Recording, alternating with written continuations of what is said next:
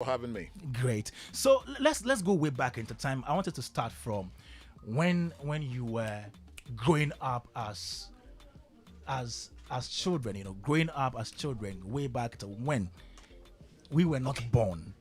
What was the source of entertainment for you? And let me start from with you, Uncle Ken. Your source of entertainment when you were growing up as a child. Whew. That's That's a deep one. a deep one, but it's good Yep. because I would say my source of entertainment growing up as a kid, right from birth through my, toddler times through, my greatest source of entertainment was music from the Presbyterian Church. And when I say my greatest source of entertainment was music from the Presbyterian Church, I mean it. Because I lived on the same compound with the Great Christ Presbyterian Church at Akropong Ekwapim. I grew up, the church was in the same compound. My house and the church was in the same compound. It took years after I'd even left Akropong before they built a wall to separate my house and the church. Yeah. So my only source of entertainment was music from the church. And the church music was mostly by the organ. It was mainly organ music. Wow. Then. Once in a while, when there was some activity like fundraising or what have you, they might invite a brass band to come and complement, the music from the church. So that was my greatest source of entertainment. And then as I grew up a little bit, I also got introduced to the radio. Okay. The rediffusion boxes Yep. at that time. But don't forget, I grew up in a reverend minister's house. Oh wow. My great-grandfather was a reverend minister. My grandfather was a reverend minister. So I grew up in a Presbyterian environment. Sorry, ba. Yes. The area where I live in Akropong is described by the indigenes as Asore Danhu. Oh, okay. Sorry, down. So you say Ofi Osofu Pokufi or Asore Danhu. That's how it will be described as. And Kwame, I tell you, I loved the sound of the organ so much that I was always looking forward to the church service, not for what they would be saying, because I wouldn't even hear exactly what the preaching is about, but I would hear the sound of the organ in church. And we had a gramophone Okay. box. I don't know how many people came to meet the gramophone boxes, with his master's voice. Wind it up. HMV, you wind it up. Yep. And the vinyl was then 78, Yep. not 45, Yep. 78. And 78 watts, please. No, RPM. RPM. Okay. Please explain that to need to me. break it To down us. for him. Yes. Oh, okay, he does it. Or 33. Okay, sorry. Or, He might not even have seen vinyl. haven't seen it. we the younger ones, we don't know. Kwame might not even have seen the 12 inches and the 33 1/3. 45. Yes. Yeah. The vinyl was the record. Okay. Okay. Back in the day, that was the only source of playing music Yeah. through the vinyl, So you have the music, and because I grew up in a reverend minister, most of the songs we had were Christian songs. Final came before real. Hymns from the Methodist Church, different hymns, You stuck these LPs on there, and after each play, you come and rewind, and then you change, So basically, that's the sort of music I listened to while I was a child. So my favorite music, regardless of what anybody thinks on this earth, are hymns. I love my hymns. Can you sing any? Plenty. I love my hymns. If I go to any gathering and hymns are being sung, I will join in. So hymns regardless of my jazz playing, my old school, vintage, whatever, my greatest source of inspiration in music, hymns. The So, foundations. so Yeah. your jazz influence came later. Exactly. Yeah. Exactly. And it followed through. Because you see, when you look at that instrument, Yeah. the organ is utilized in jazz a lot. You know, All the it has time. it has progressed from a pipe organ to a Hammond B3. Yeah. You know, which the music doesn't come through pipes anymore. You know, yeah, like the pipe organs did in the past. So Kwame, then I went to Ashibota Primary and the hymns got worse. They will teach us hymn after hymn every week. So that's why hymns are my greatest source of inspiration. Interesting, Uncle Ken. Okay, let me come to Uncle Carl to ask him the same question. You know, growing up, you know, what was your source of entertainment? To be brutally frank with you, I don't know what age range you are talking about. From toddler. Because from Yes. toddler, To let's say to your that's what I'm teens. saying, from toddler Yes. to 5, I would say virtually nothing. Then we moved over to the United Kingdom. Okay. From 5 to 12. Okay. From 5 to 12. That was when I started listening to songs like Sugar Pop. Sugar, Pop. Oh wow. okay? Songs like Knock 3 Times. Dawn. Absolutely. Tony Orlando and all those sort of people. Because they focused a bit more, as Bill knows and Ken knows, because they also went to the UK. Yeah.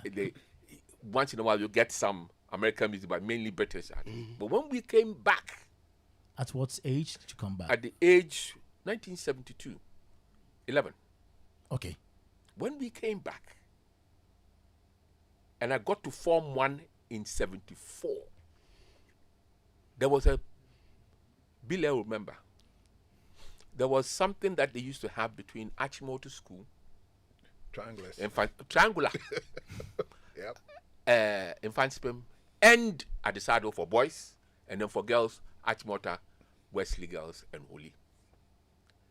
And it was there that we began to understand real music, and therefore we started doing pop chain.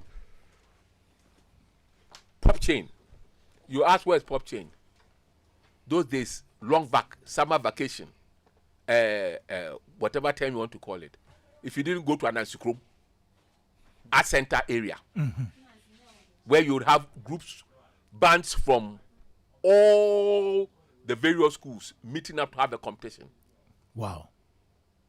That was it. And so from that time, R&B, soul, Interesting. disco, rock, country. That's when I started picking up quote. Those days tapes had just arrived. My father had gone to the UK and had come back and had bought one. So we're now buying. Was it Rose Pillars? Rose Pillars. Rose Pillars. That's where the tapes were coming from. Whether we didn't care, you go and look for back case. You go and look for. But you have progressed. Though. You've gone too far. You have gone too far. Too far.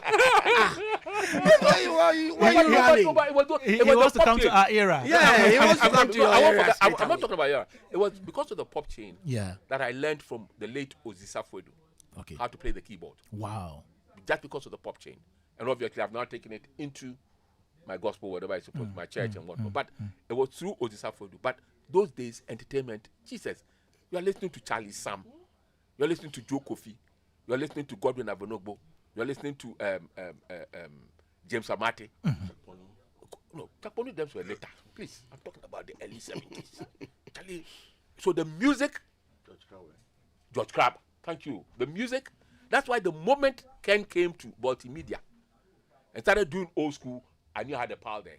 And the moment Bill Etu came from the UK and started doing old school, I knew, yes, these were people that I could sing with. And so that's my story. Forget about the latter. You did not listen to High Life at that time? High Life at the time, I would admit, Alaji came from Pong. Okay. Sweet talks. No, not even them. This guy, this late guy, senior, they don't call. Those were the ones that I was listening to. But when we were in school, Billy will bear me out. Nobody was playing that type of music for pop chain. They'll fail you. They'll fail you.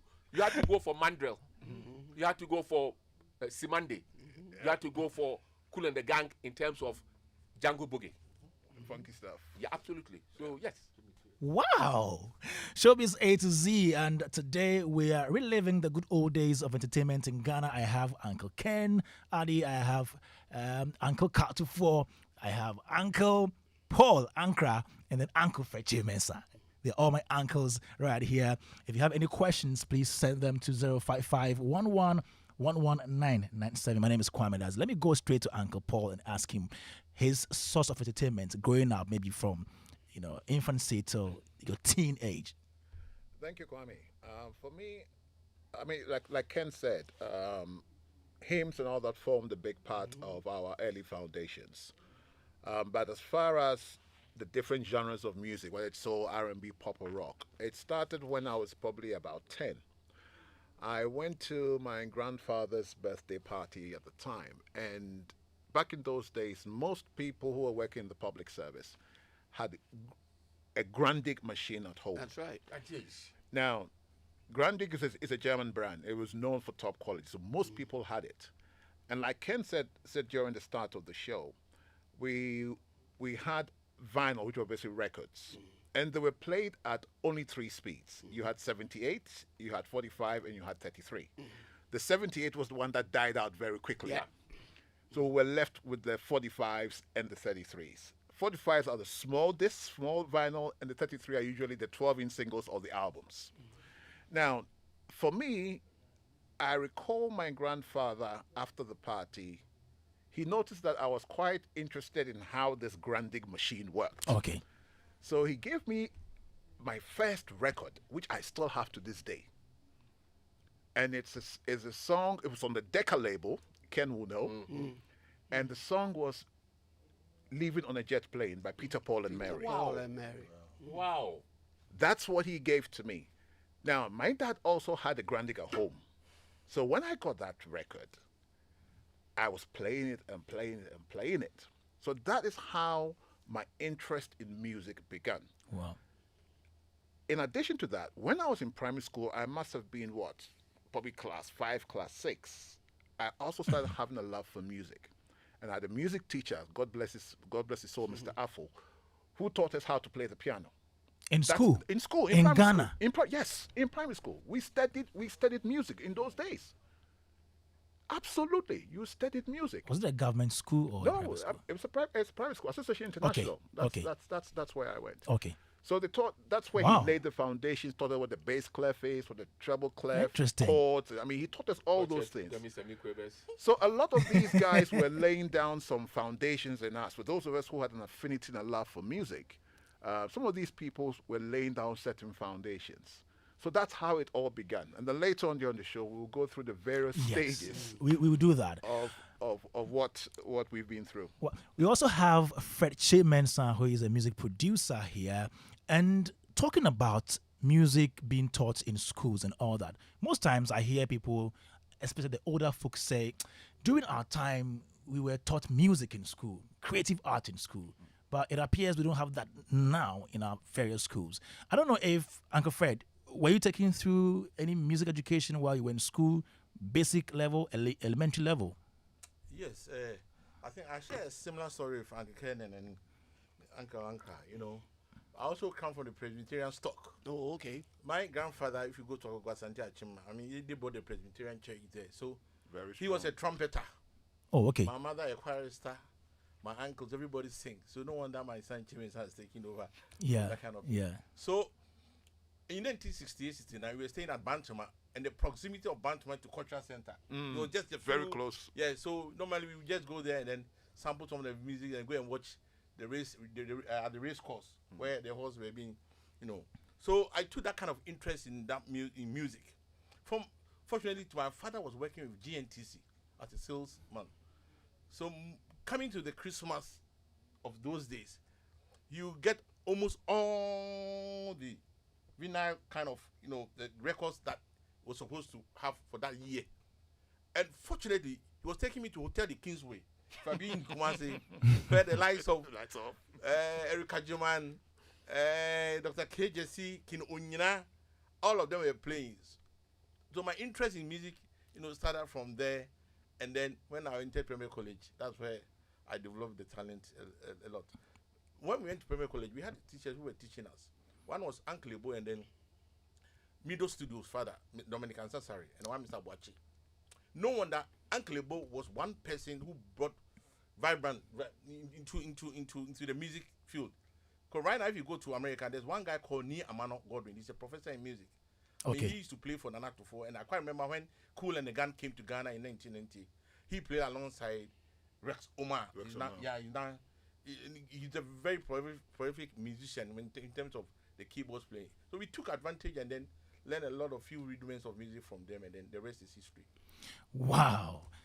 Joy 99.7 FM. Let me stay a bit on the arts education, Uncle Ken. Did you really get your teachers to teach you the rudiment of music or maybe other creative art courses during maybe your elementary level of education? Oh, of course we did. In primary school, started from primary school. These teachers, there was music taught in primary school.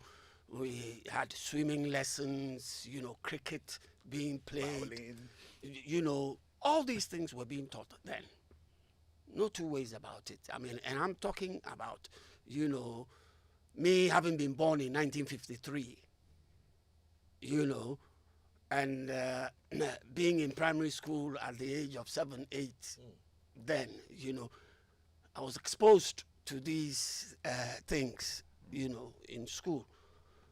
But like everybody has said, it was when I got to primary school that I started developing my interest in other forms of music. Okay. From primary school. Yeah. Because I've told you that I grew up with hymns. And so I was really into hymns and organ music then.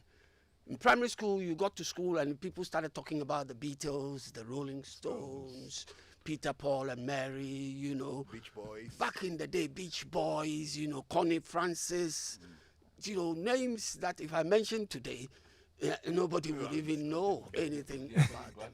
Everybody, the 60s stuff, And so the radio was our only source, unless you had money to buy some of those 45 discs that were being sold as hits in town. And everybody got into it. The good thing about the early days is that you had a variety of music to choose from, even from a single radio station. Yes. I am saying from a single radio station, which was GBC. Back then, they had music. They had way down south, music from South Africa. They had music. They had guitar band sound. All forms of music was being played to us as citizens. And in those days, we didn't have FM. No, it was shortwave. Shortwave. S1, S2. The one that goes and comes like that. And sometimes A&M. And some of us now having gotten into the music like crazy, started exploring other stuff. I was listening to The Big Beat, which was a program from Nigeria that played the popular songs. I would not go out of my way to miss that. All on shortwave.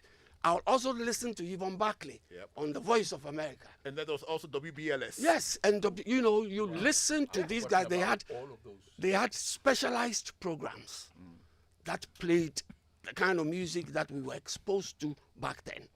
So if you look at people from my age group, you'd see that the love for music is wide. It's not myopic, like, excuse me to say, I realize that a lot of people today listening to music are very myopic in their choice. So that they just get stuck to their kind of music and nothing else. No, people from my era were exposed to lots and lots and lots of different forms of music. And Ken, it's also important to add that a lot of these musicians from the past, there's no question about it. They laid down foundations for some of the latter hits we saw in the 80s and 90s. Okay. A lot of their songs were sampled. I mean, Exactly. James Brown, for example, started in 1949. Yeah. Some Yeah. of his early stuff is 56, 57. And some of those samples were used by the hip hop artists in the 80s. And are still being used. And they're still being used. I think it's important to emphasize that back then, music was being written. Very, very Okay. true. Okay. Not No with computer all due stuff. respect, not synthesizers, computers. You see, Listen, Carl, excuse me, just Okay, a minute. go on. If you say music was being written, it's even too light. I always say music was being constructed. Okay, thank you. As a construction then, of music. Yes. Yes, Listen, yes. I saw an Because interview with Lionel Richie. Okay. Now he knows that we all know that his strength and forte was ballads.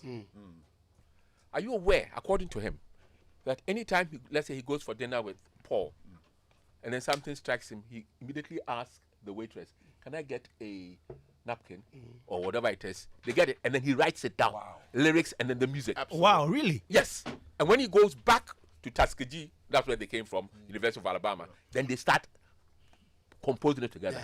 It's back then, no phones.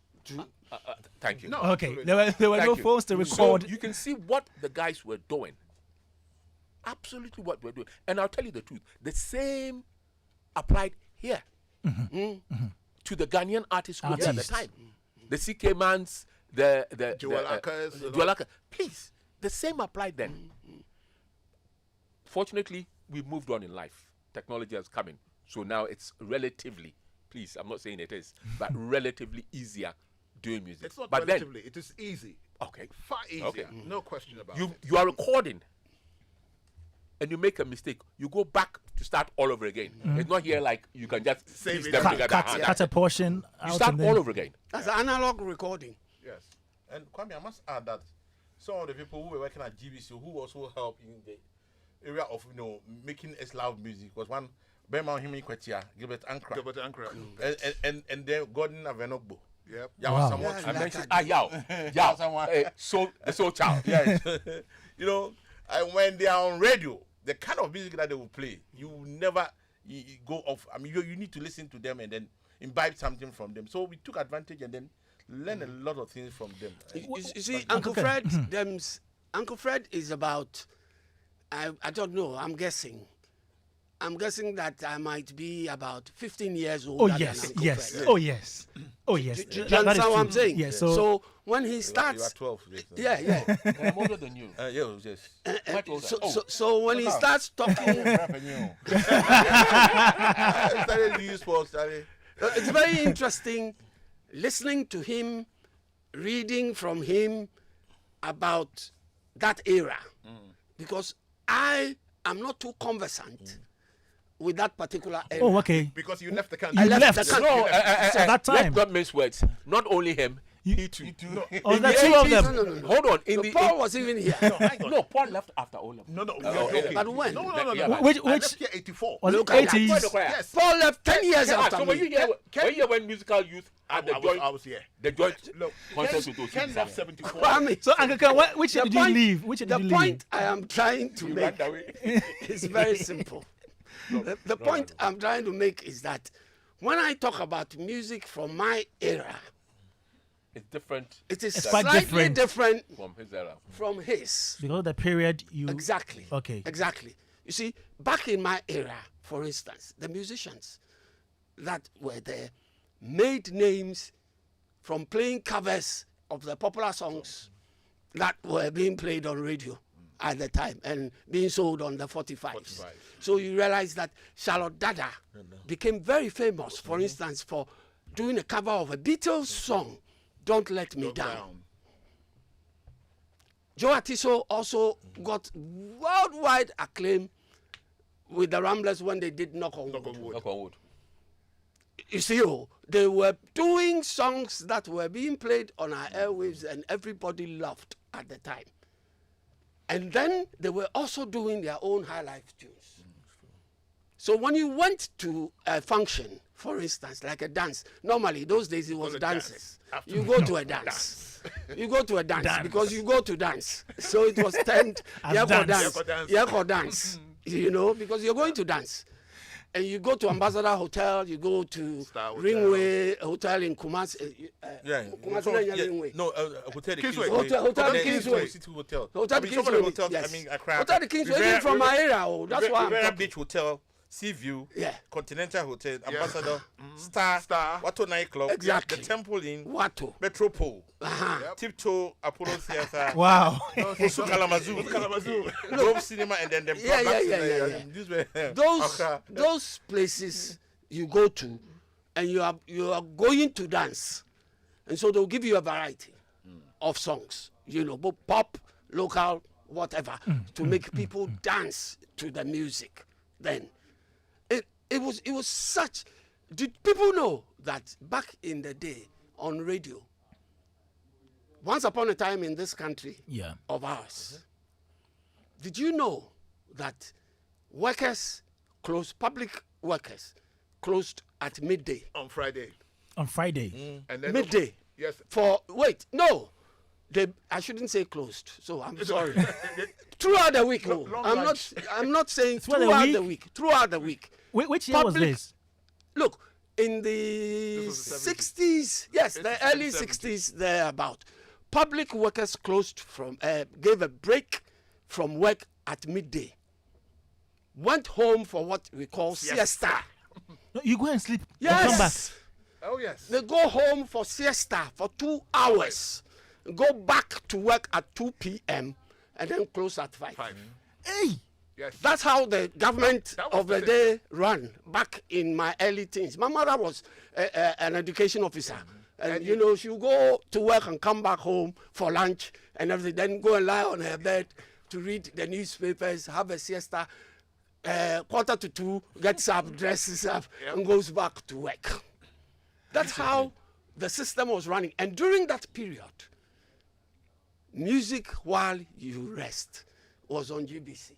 Yep. Radio. And they played all kinds of music. From across the world. Across the world. So that is why people my age, we love all music. Oh. So when I hear people today crying, oh, let's play only our own. I say, yeah, we're at it. So that who plays yours? So during your time, did you have that complaint from the local musicians that you were playing foreign songs? It didn't exist. Everybody embraced the music. And if you did quality music that the people liked, it would outplay the foreign ones. Yes. Even on radio. So long as your music was good. Inhibition here. Okay. I was born 8 years after him. Okay. Too much of a gap. Plenty. It's 8 years. But I moved out of this place for a 6-year period. So I really can't speak that period between 66 and when we came back in 72. But I can tell you that I can speak authoritatively from 72. Okay. And those were the budding years, because that's when I went to secondary school.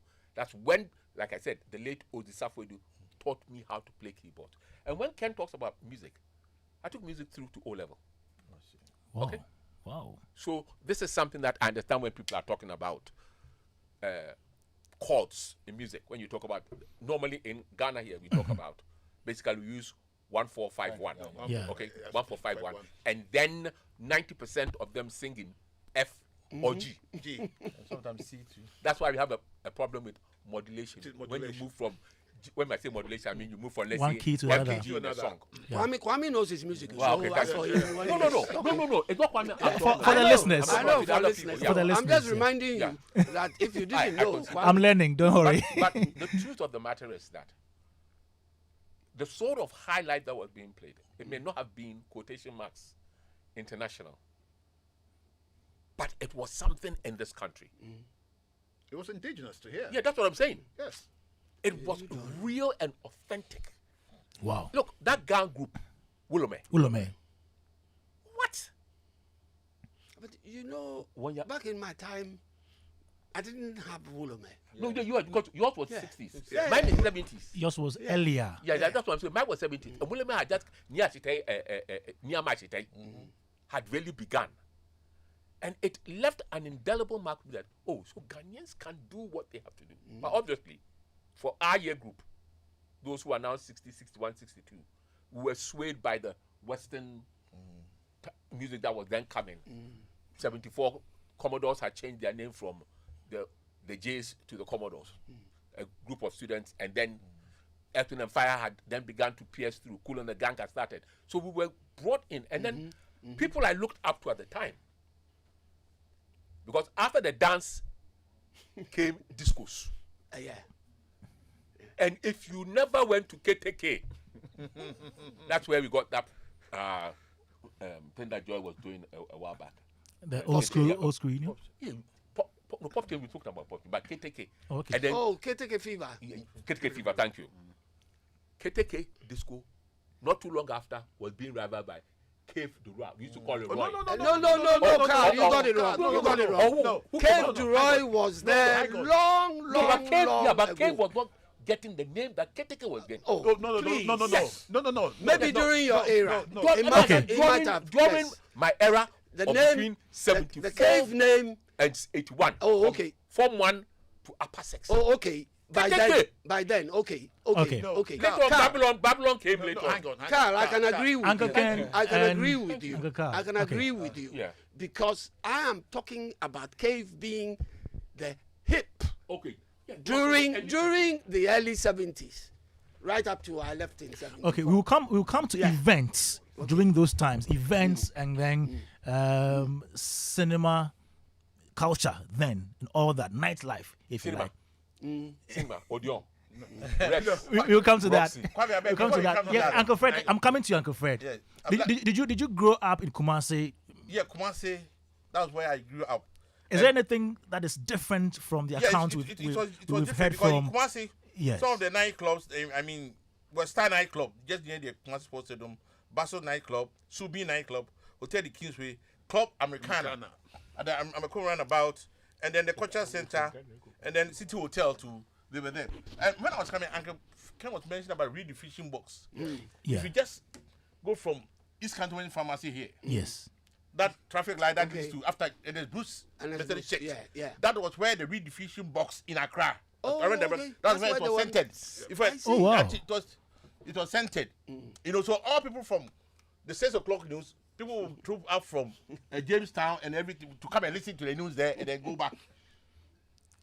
Fortunately, Interesting. my mother-in-law attended at Chimota School, so she told me a lot of things about Accra here. But as I'm saying, in Kwasi too, we had that kind of katakume. Katakume, I go and you remember that. Please, what is that? Uncle Fred, what is that? This guy, oh. What is This Katakume? man from Winneba. Oh. He was even awarded this thing just quite recently. I think last year's VGMA, I've forgotten the name. Katakumbe band. Then the Hejole bands. First I wanted to play a very yes. Faisal. Okay. Yes, at Osu, you had that kind of club Napoleon. there. Napoleon Club, Club. where a lot of people were, the Sea View Hotel, where a lot of people were playing. So if you look into the relics of time, in terms of the music structure, from the 50s, 60s into 70s, there was that kind of paradigm shift. The 50s were using the brass music because there were not enough gadgets in terms of amplification. Oh, okay. So they were using, and they were playing in closets, not in large halls or maybe outside. No, because there was no way you can embellish the sound in terms of, but the remnants of the what we call it, the brass instrument resonates. So definitely when you are outside, at least you can hear something. But in terms of maybe trumpets, the and drum, all those things. So if you look at the trombones, development of music, it started coming when Marshall started building amplifiers. Amplifiers. So if you look into 1971, when the Soul to Soul was just done at the Independence Square. Yeah. That Marshall instruments were that was the Black industry Star standard. Square. That's right. Black That was Star the Square. industry standard. And the person who was selling instruments at that time was Dr. KJC. Okay. Dr. KJC had a Noble, problem. Noble Kings. No, he had a problem Okay. with Dr. Kwame Nkrumah. When he sang Manse Umo, Kwame Nkrumah thought that it was a song to undermine. shade him. Yeah. Manse Umo, yeah, Mansa Umo. Oh, okay. Yeah. So it was, akin to that, telling you, or Bode Kuti or something like that. So he was arrested. It was when Buzia came that he gave him licenses to sell instruments. So most of the instruments that were sold to its fourth dimensions. If you remember. George Dakun was the guitarist. Yes, that's right. Fourth dimension. So as we go on, that kind of, very Uncle Fred, again, so talk about foreign influences. Did you have the same thing in Kumasi as in you getting songs from outside the country or listening to them outside the country? Did you also have that? Yes. There was that kind of influence. But in fact, the typical of the Ashantis, they were consumed with the music that was produced here, especially King Onyina's music. King Onyina could have been compared to that guy who played the BB King, or who was the guitarist? BB King. Yes. He was our BB King in Ghana. Because if you look at the strumming, of the guitars, in terms of his chord progressions, as at now, nobody can even beat him. So most of the guitarists from Onyina was a good guitarist. Yes, from the voice of what the Nampadi told me, most of them learned from King Onyina. No wonder his nephew is Pat Thomas, So in terms of the music structure, they had that kind of influence from the American stuff and then the British stuff. I mean, those people who were around at that time, was it the Beatles or other people? They were learning a lot of the rhythm from them. And there was one particular woman too, she was called Vida France. Vida France together with S.K. Opon and then from Paul Manson. S.K. Opon. Yes, of Osafudazi fame. And they were playing at that time. They were, staging for Nana Mpadu. It was there that Nana Bosompra discovered them and then and they brought them to as Osafudazi group. We will come to Osafudazi. We'll come to right. film So and all that. Okay. Joy 99.7 FM. My name is Kwame Dadzie, and today we are reliving the good old days of entertainment right here in Ghana. I have Uncle Ken, Uncle Fred, Uncle Carl, and Uncle Paul. Let me take a breather with Chief Mumin, who just joined us, and I could see he's been quiet. Chief, yes. Are you lost? I've been here for a while. I didn't just join. I've been immersed. Actually, I forgot I was a panelist. Are you lost? Oh, not at all. I mean, let me start by saying good evening to these legendary figures, Uncle Bele, Uncle Tufu, Uncle Mensa, and rightly deserved Grandpa Adi.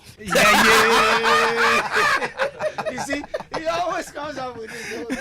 But I think that first of all, this has been so far a very enjoyable conversation. Yes, as someone learning. like myself who peddles in history and heritage, I'm Great. completely immersed, and I think I should take the recording of this particular program. But one thing you'll pay for it. that is standing out for me in terms of the development of the craft, since we are talking about music, is that there was quite a huge gestation period.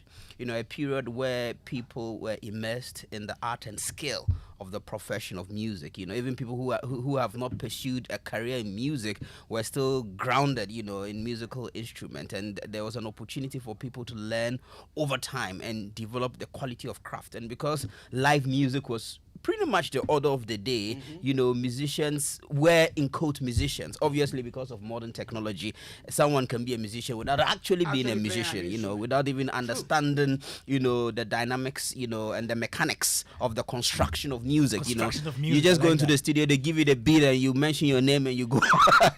So I think that's one of the things that is coming out. So I would say that there was some degree of quality. Obviously, some people argue that with digital tools would also come digital knowledge and competencies and all of that, because the world is constantly evolving. But one of the things that for me I find very fascinating is the gestation period and the grounding, and I'm looking forward to learning more from these gentlemen. And the question I would probably ask, it seems that there was in our generation, especially when we're growing up, sometimes people did not have that much luxury to double in music and the art and go to discos and cinemas. They were seen as, if you doubled in those things, probably, you were a miscreant. So I want to find out, In your time. Well, in the 90s. Are you thinking about your time? And what did you think it was? It was back then. No, so I want to find out. So as they talk about the clubs and the dances, what was the family dynamics? Is it something that you and your parents would go and enjoy, or you had to sneak out? Chief, I've just told you that my favorite instrument was the organ. Okay. And if I had been given the chance in my time, I'll have spent my life learning to play the organ. But it was seen by my people as no. Your people. Yeah, my No. That was seen. Being learning to play an instrument, being a musician at that time was seen as a riffraff. Yeah. So the parents did not allow us, much as we loved. But you know something? I've always said this, and this is my opportunity to put it out. Otherwise, I'll forget. Okay, do it I've now. always said that when I was growing up, I was full of bitterness for my people, my parents, my mother and her sisters, for not allowing me to learn how to play an instrument. Why? But when I got to the UK and started getting access to the music, buying LPs in the dozens and listening to all kinds of things, getting the music and everything, I somehow sat back and one day I said to myself, I think it was good I didn't learn how to play an instrument. Why? You know why? Because it gave me the chance to appreciate a wider Yes. Okay.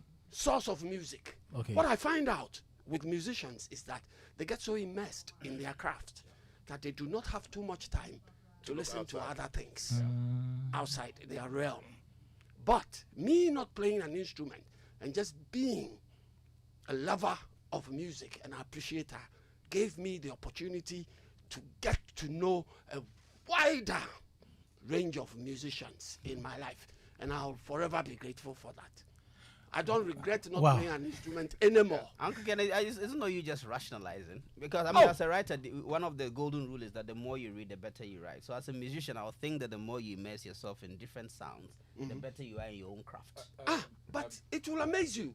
The times they have for rehearsals and writing and things, trying to create new things by themselves, it doesn't give them too much time to expand You their see, horizons. Kwame, Yeah. when you look back at the period that Ken is talking, which are around the same time as me, I mean the 60s and 70s, what you found from most of the musicians at the time was they understood music and they could read and write music. Yeah. Now, back in those days, and in those days we didn't have a lot of solo artists. There were one or two, but there were many groups. Bands. Groups and bands. Wow. There were bands. The Shirelles. You had Diana Ross and the Supremes. You had the Beatles, the Beach Boys. They were all groups. Now, if you didn't understand how to score music, how to structure it, You couldn't play in a group. there was no way you could play in a group. That's true. For example, look, a lot of people don't realize this. One of the hardest instruments to play is not the bass guitar, the lead, or the keyboard. It's the drums. Drums is one of the most difficult things because you must know how to play, for example, a bebop. If you cannot play bebop, don't try playing bands. So you see, a lot of the musicians from all that era, they learned the craft, they learned the structure of music. So when they came into a studio to create, it was so easy for them. Now, Chief talked about modern technology and digitalization, all that. All that is fine. But in my humble opinion, it's made a lot of our musicians very lazy. They lack creativity. Look, if you listen to our Afro beats in this country or Nigeria, I dare you to even find a chord change in some of the songs. It is the same beat all the way, 3 minutes. It keeps the people on the dance floor. That's all it is. Because of the Bam, DW, bam, the bam, DW is- bam, It keeps the people on the dance floor. It's just one beat. Back in the Can't old blame days, them. look, when you wrote a song, you must have your structure, Yeah. your bridge. You must also have your chord changes because it makes the arrangement of the song much richer. It is for that reason that a lot of the old school tracks have lasted 40, 50, 60 years. Sometimes I ask my question, some of the songs that are coming out now, will we still be playing them in 5, 10 years' time? No. I doubt it. Too late. Because hollow. the depth and structure of music is just not there. The creativity is just not there. These days, a guy walks into a studio. All he needs is a computer, a beatbox, and he can create any sound he wants. Bushine, bushine, bushine. But you see, the other thing is this. Because the old school guys understood music, when they performed live, it was one hell of an experience. Yes. A lot of our guys now don't know how to perform live. They don't. Kwame, I want to ask a question Another before. question, Yes, yeah. just Before Uncle Carl comes in. At least let Chief ask the question. Yes, but I let don't you bring want in us Uncle to- Carl. I okay. think he wants to add something Oh. too. Chief, I think, or maybe to the others, I think for me, it's an individual thing. Okay. Ken said, and rightly so, that if he had probably learned the keyboards, he wouldn't have probably appreciate it wider. I think he would. For me, it was slightly different. It's because I learned That you and began to play that enhanced my wider appreciation. But Katufo, did you play professionally? No, I'm not talking about professional. No. Okay. Because the point I Okay. made, Ken. there's a difference Ken. in the point I was trying Okay, to that's make. why I said it's an individual thing. Yeah, no. I'm just saying that there's a difference in the point I was trying to make because I was making that point with reference to musicians and full-time musicians. Professionals. Not full-time professionals. All right, Not then- to somebody Okay. interested in an instrument, learning to master Okay, that I'm not- instrument and okay. having time to listen to Do you music. remember in 1977 there was a group called, is it Classic Handles or Classic Yeah, Yes. classic Handles, handles. Yeah. Yeah. Classic in handles. which Julius Kujuenchi. Kujuenchi was playing. That was from 1979. Was it a classic vibes or I was handles? not even in this country. That's what I'm saying. Sorry. There was this other guy who was also part of the group. I know. Nano Sibio Prempe on bass. Yeah. Pap solo on drums. Thank you. Wow. In my case, I had the privilege of meeting them. And it rather brought me to appreciate high life music the more. That's why I said for me it was slightly different. Ken's own acceptance. I was not a professional. Now, okay, for a while I was playing in church. In church. We were yeah. playing, you know what I mean, charismatic church. Okay. But now I've gone. Look, I'm 62. it's not going to happen. Yeah, talking plenty, 62. You know I'm some. 62. How old? Okay. Let me like 36. You know why? Carl, do you know I'm older why? than you. Do you know why I made the statement that I made? I'll tell you why. I hosted Kwame. Uncle Ken. It's a shame you guys didn't invite me to your MCing debate because I was a serious MC back in my time. Oh wow. Yeah. That was nice to have Yeah. that perspective. I Wow. hosted so many events, you know, and one of the The events bow tie? that I appreciate the most was hosting Hugh Masekela in Ghana at the National Theatre. That's the theater. You know what happened? I was not supposed to be the host. The host was supposed to be Fritz. Fritz Bafo. Bafo. Yep. The host was supposed to be Fritz for that event. And unfortunately, Fritz had issues with the organizers. I had just come to do flashback on that day on Joy FM Interesting. when I got a call from one of their organizers to say that they had a problem and if I could come and MC the show. So I had to say, oh, it was 6:30 and the show was supposed to start at 8. Okay, luckily, I live in Kokomimle, just around the corner. So he was able to convince me to go change and dash to the National Theatre to host the show. Afterwards, I had a conversation with Hugh.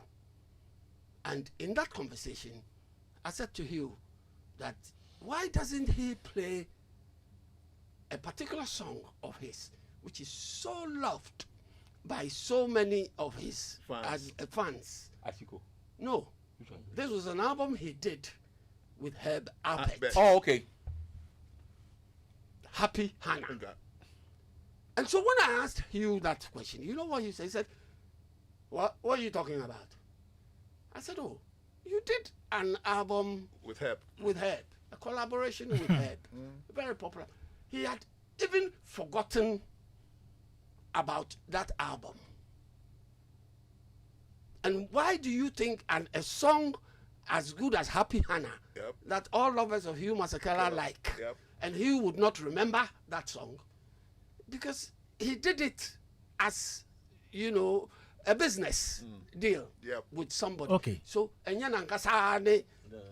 so he had forgotten about it. Wow. And you talk to some of the musicians, and then you realize that outside their realm, they hardly know what's going on around. what's going on around them. That's why I made that point. Okay.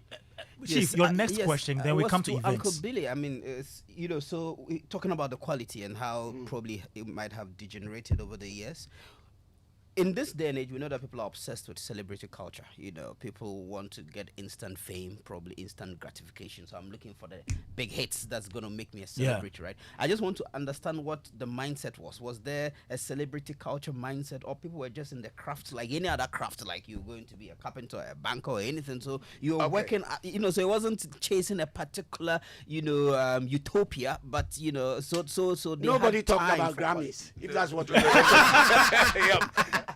No, Nobody talks about Grammys. No. They didn't care about Grammys then. No. Chief, back in the day, right?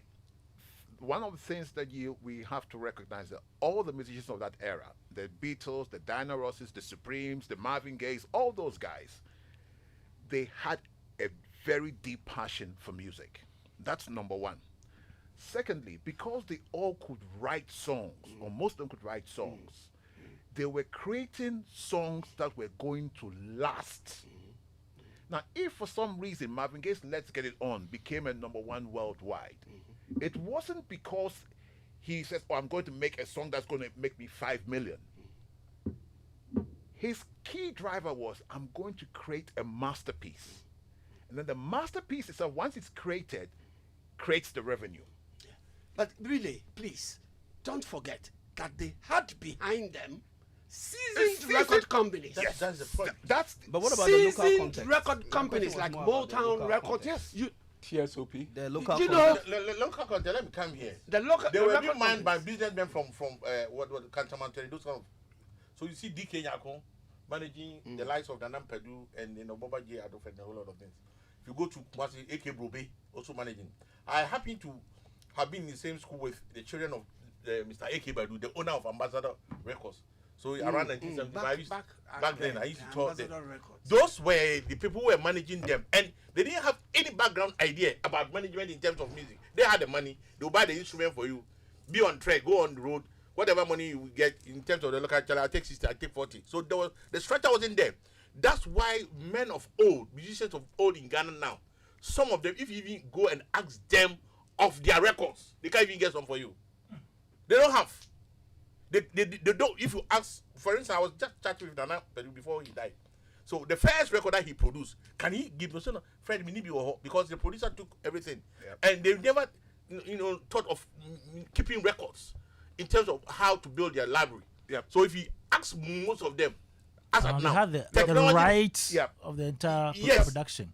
But Nana Pedu later years, went by and then collected most of the songs at the level of people, and then put them on the digital platform where he was also making some money from them. So that was the difference between our jurisdiction and that of the Americans and the British. Yeah, but you see, Kwame Dadzie, just to add to what my brother just Uncle said. Paul. You see, back in the day, we didn't have digital sound. It was analog. So they were recording on tapes, 4-track, 8-track, 12-track, 24 tracks. Okay? Now, those creations are usually the copyright of the record company back in the day. Let me tell you what happened to Quincy Jones. Quincy Jones in 1959 toured in France with an 18-piece band, and they were known as the Jones Boys. The orchestra. Now, these guys were filling in the theaters and everything. I mean, packed, and they were broke.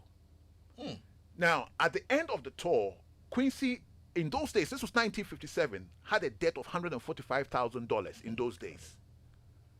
Today, it's about $10 million. Quincy said, at that moment, I began to realize that there's a big difference between music and creating it and the music business. If I was going to survive, I had to learn the difference between the two. The two. Coming back to his point about the Ghana situation, in the early days, a lot of the artists, like he said, were managed by people behind the scenes. The artists themselves, we didn't understand issues of copyright and patent and ownership. Look, today, the Beatles catalog, right? There was a big fight between Michael Jackson and Paul McCartney. Because the Michael Jackson Foundation with Michael gone, they now own the catalog to all the Beatles classics. Wow. That's worth 500 million today. So you see, when we do these things and we go through, you must understand the business element of the entertainment industry. You can't just be an artist and filling stages, because if you're not careful, in 5-10 years time, when you're off the stage, there'll be no revenue for you. Okay. Kwame, just a quick one here. I also think we need to. This is with reference to the. Okay. They say you don't call them Black Americans, so African Americans in the United States, as it were. Sometimes the music that was being written, composed, and what the word constructed, right, was reflecting on society. If you take a look at the Philadelphia label, many of the songs, The Philly sound. Yeah. Town of Philly, what typical song, Ship Ahoy, OJ's. OJ's, Yes. 72, comes from what the black slaves had, if you listen to the lyrics throughout. If you take a look at the OJ's again, put our heads together. Put our heads together. That's even later. That's later. No, I know that's 80, 83. That's 83. 80, But yeah. even when you look at it, they're talking about black people there getting, or Billy Paul's, Bring the family back. no, only the strong survive. Only strong Only survive. the strong survive. Put your head together, work it out. And they were also portraying on, and those days, there was the days of, started from the 60s, Luther King's black emancipation, first getting the voting rights, and then subsequently equality and all those sort of. So some of those record companies, particularly the Philly ones, were doing so. Lately, I'm sorry, I'm very, very sorry. Lately, it all seems to be about sex, love, sex, love, sex, love, sex, love. That's what you also need to configure. So you find out that people in the 60s, 70s were more ingrained with the type of beats that was being played, as per right now, as Billy will tell you. Oh, sorry, Anna. I don't know where you. So apart from sex and love, which other themes did they touch on then? Well, you see, let me He's just saying come that in on now that. it's You all see- about the sex and love. you see- Yes, you see- all about it. Back then, which other themes? Kwame, you see, most of the artists or most of the record companies at that time, when they released an album, there was what we call in liner notes. There was a sleeve inside the disc, and every song had its lyrics written on there. Okay? Now, what it taught you is when the song was playing, you had no choice but to listen to the music. Okay? And what you found in there was they were talking about real life issues, relationships, the Millie Jacksons, the Gladys Knights, the Shirley Browns. They're all about relationships. Okay? In those days, you dare not and would not even try and construct a song with a 4-letter word in it. Hell no. You would not even get airplay. I don't think you would even come out of the studio. You just couldn't do it. It was clean, it was very professional, it was very well arranged. So the artists of that era spent a lot of time on creating quality because they were looking for longevity. And that's the difference. It was all, I mean, they were writing about, I mean, almost everything in life, but it was clean. Great. It was clean. Joy 99.7 FM, Showbiz A to Z, and we're still here talking about the good old days of entertainment in Ghana. I have some messages here from some good people listening to us right now. So this one is from Sam Bannerman in the US, and he says, "Hi Kwame, it's a great feeling hearing the voice of Mr. Carl Tufor in the studio of Joy 99.7 FM. I'm really enjoying the program. Tell him I say good people. He knows what I mean." Sam Bannerman in the US. I do. Yeah, it was one of. Yeah, very good. Okay. Yeah, and the good people he's talking about was when we're doing the promo for programs. Hi, good evening, good people. Hi, good evening, good people. So bye. All right, please greet Carl and Ken for me. Ken is fantastic with the selection of music on Joy FM from Theresa Chemating.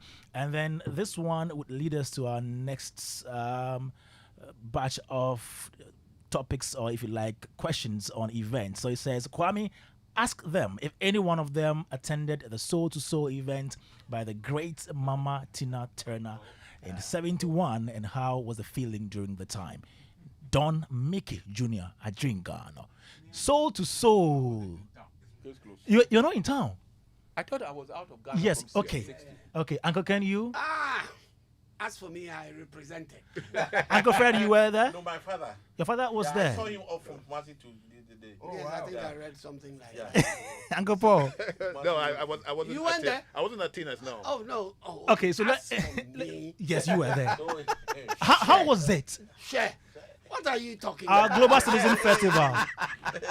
That's the Global Citizen Festival for this year. Look, Soul to Soul was in 1971. 71. Okay. I was then in Form 5 at Mauli School, preparing for O levels for 72 to go to sixth form. Yep. And then this thing was out there in the public, Soul to Soul. And if you look at the lineup of artists that were to represent at Soul to Soul at that time, You couldn't miss it. Oh, Awurade Yesu. I mean, those were the artists who, those of us who back then, during that era, felt we loved our music, were listening to. The staple singers. The meters. No, the meters didn't happen. No, I'm just saying those who came. Yeah. Those who came, okay. The staple I'll singers. take you there. Carlos Santana. Ouch. And for those of us who felt we were hip back then, and even the bands that were regarded as bands for the hip guys back then, like the Boombayers and the Aliens, and then they were playing music by Soraya Carlos, XO. by Carlos Santana. Then Ike and Tina Turner. You see, when people talk about Tina Turner, when she came for Soul to Soul, she was not Tina Turner. She was Ike and Tina Turner. She was with her husband. The billing was Ike and Tina Turner with the Ikettes. They had 3 lady dancers who were called the Ikettes. So they were part of it. The headline act for Soul to Soul was not Tina Turner. Somebody sent me a message and said she heard on Joy FM that we said she headlined Soul to Soul. No. Back in September. No. Tina Turner did not headline. The headline act was Wilson Pickett. Wilson Pickett back then had hits like Funky Broadway, in the midnight hour, you know, those songs. Till the midnight hour.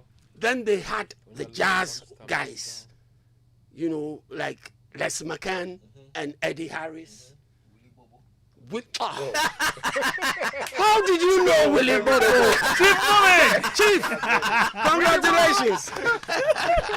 You've done well. Willie Bobo, a seasoned drummer and percussionist, so to speak. He played with Santana at that event, you know.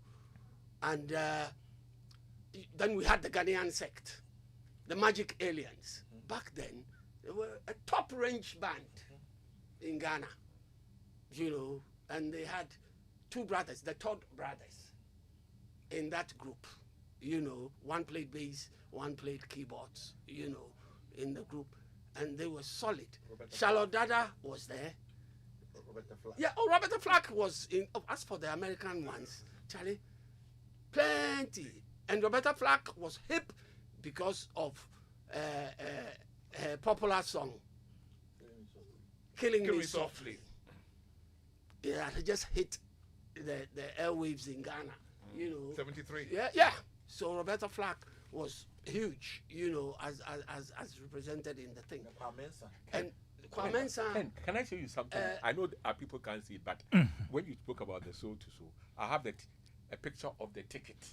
It's one city. Yeah, I've seen Very that good. going. So, It was one city. It's going viral. Soul concert, Saturday night, March 6, 1971. One. Black Star Square. Independent. Sponsored by Arts Ghana Council, Arts Council. of Ghana. Yeah. And then New city. exempted from entertainment duty. Yeah. It's right down there. One new Ghana city. One city.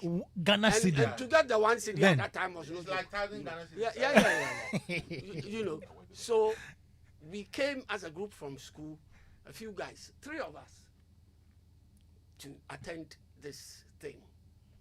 And Kwame It was an experience to behold. Uncle Mike Egan was the MC for Okay. the event. Okay. You know, and the music and the fraternity on that night, Kwame. I mean, we left the place 7 a.m. the next day. Hey. 15 hours. It was supposed to start at 3. It got a bit late. It started about 2 hours later, 5 thereabouts. So Yes. the next day, 7 a.m. Really? And the artists kept rolling up. This one and that one. And me, one of the artists that I really wanted to listen to, because I tell you that me and my gospel, I cannot say it was gospel then. No, I'm saying that because of my love for hymns. For hymns then. There was a group that came, the Voices of East Harlem. And they were Big choir. a massive choir. Big choir. You know, and I loved them to the max. I tell you, that experience, I got suspended from school. I mean, by the time I got to school, they had found out that we had left school to go to this, so I got suspended. That's the question I wanted to ask. Oh, you. yes. Because somebody has put it on a platform which we are on, and he says, yes, he was at Mauli School then. Yes. That's Kennedy. And he was one of the pioneers of the sixth form in Presec in That's true. 1972. Yes, So it's in right. 1972. Yeah. Yeah. Whatever you do, he has that. That's very and he was true. suspended because he ran I away. got suspended from school, but I look back when people talk about that event today. I always keep silent. I lie back. I don't talk about it that much. I lie back and I say they don't know. They have no idea. But the experience alone at the Black Star Square, the breeze, there was no heat. You know, when you go to these concerts, sometimes and they are in enclosures and there's heat and all that, but this place was so airy. Yeah. Everybody enjoyed themselves to the max. So to the guy who asked, if I tell him, I'm sorry he might not ever have that experience in his life, but it was an experience to behold. Okay, Joy 99.7 FM. Some more messages here. This one says, hello guys, respect to you all. I've been listening to your nostalgic discussion on the music scene in Ghana in the 1960s, 70s and 80s, to say the least. All your stories are indeed true, particularly that of Mr. Ken Addy. Actually, throughout the 1960s, there was nothing to listen to in Ghana because the singular radio station with external channels in existence were dedicated to programs of African political and economic emancipation by the government of Dr. Kwame Nkrumah. The vast majority of the youth, including people such as Ken Addy and myself, turned our ears to listen to top-class world music programs on Radio Nigeria in Ikoyi, Lagos, and also Western Nigeria Broadcasting Service in Ibadan. Ken mentioned the Big Beat, which was hosted on Radio Nigeria by the late Uncle Tony Ibuguna. Okay, I was then the indomitable regular correspondent from Ghana to the program. Nice. I had the opportunity to draw up a playlist for the show. The period was the music revolution from Merseyside, Liverpool, Europe, and the US. It was historical, and there was so much to enjoy. After that, Soul to Soul came, and the rest now is What's his history. His name is okay. So here is Elvis Ayer, formerly of Daily Graphic. Yes. Okay. It had to be him. Okay. A lot. Mr. Elvis Ayer of the Daily Graphic. Absolutely. Elvis, I'm going to take your number. I'll call you. So we'll come back to other events that you witnessed or attended way back. But before that, let's go on the phone line and speak to BB Brew. Yes, let's do that right now. Hello, good evening. Hello. Good evening, Hello? BB. Hello. Hello, good evening. Greetings. Good afternoon. Good Yes. afternoon. How are you? I'm fine, thank you. I'm well. How are you? I'm also doing well. Good to have you. Thank you. Nice. Thank you for inviting me. Yes, and I'm here with Uncle Ken, Uncle Carl Tufuo, Uncle Fredima, and Uncle Paul Ankra. Oh my goodness. Yes. Well, so we're talking about music and in the past, actually, Yeah. right here, or entertainment in the past in Ghana, and we're talking about events, about music, still going on and on and on. You, as a musician, growing up, what were your music influences? Oh, wow. Oh, growing up, first of all, I didn't know I was going to become a musician. It was a natural, something that grew on me naturally. But I do know that our home was full of culture. I grew up with music, poetry, painting. Fabulous people came to visit.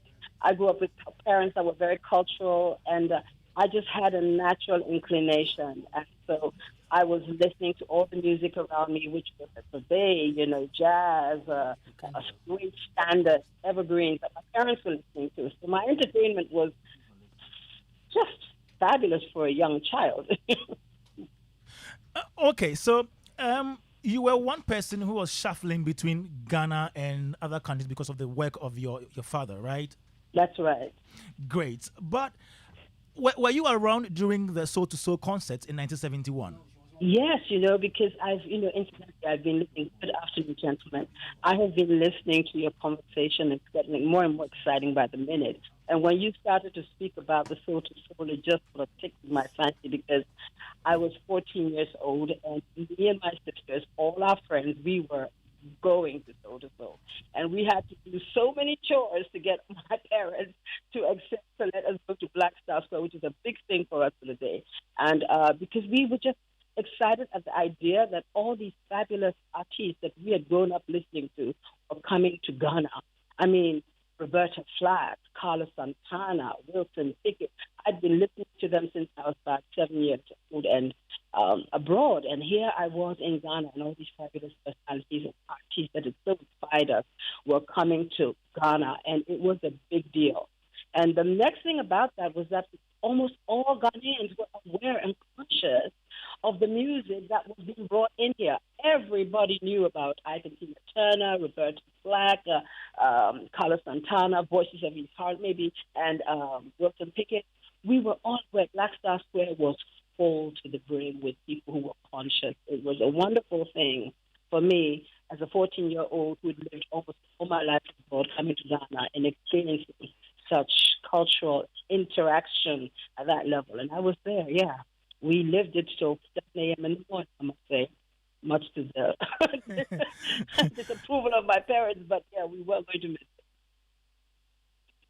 Were there other events that you enjoyed attending or being part of? You mean at that time? At that time, yes. At that time, I was 14 years old, and I had discovered in me the ability to sing naturally. And I had started singing at events or evenings that my parents organized. And I realized that it was something they encouraged because I just enjoyed it, and I sung well. And it was something that came naturally to me. So I was 14. And when I came to Ghana, I partook in talent show in 1971 at the Arts Center, which was held by the Ghana Broadcasting at the time. Yeah. And it was a talent show which was just inviting young and gifted artists and talented artists to come and express themselves. And I was coming from French lessons with my sisters, and we saw the sign on Arts Center, and I said, I'm going in, can I?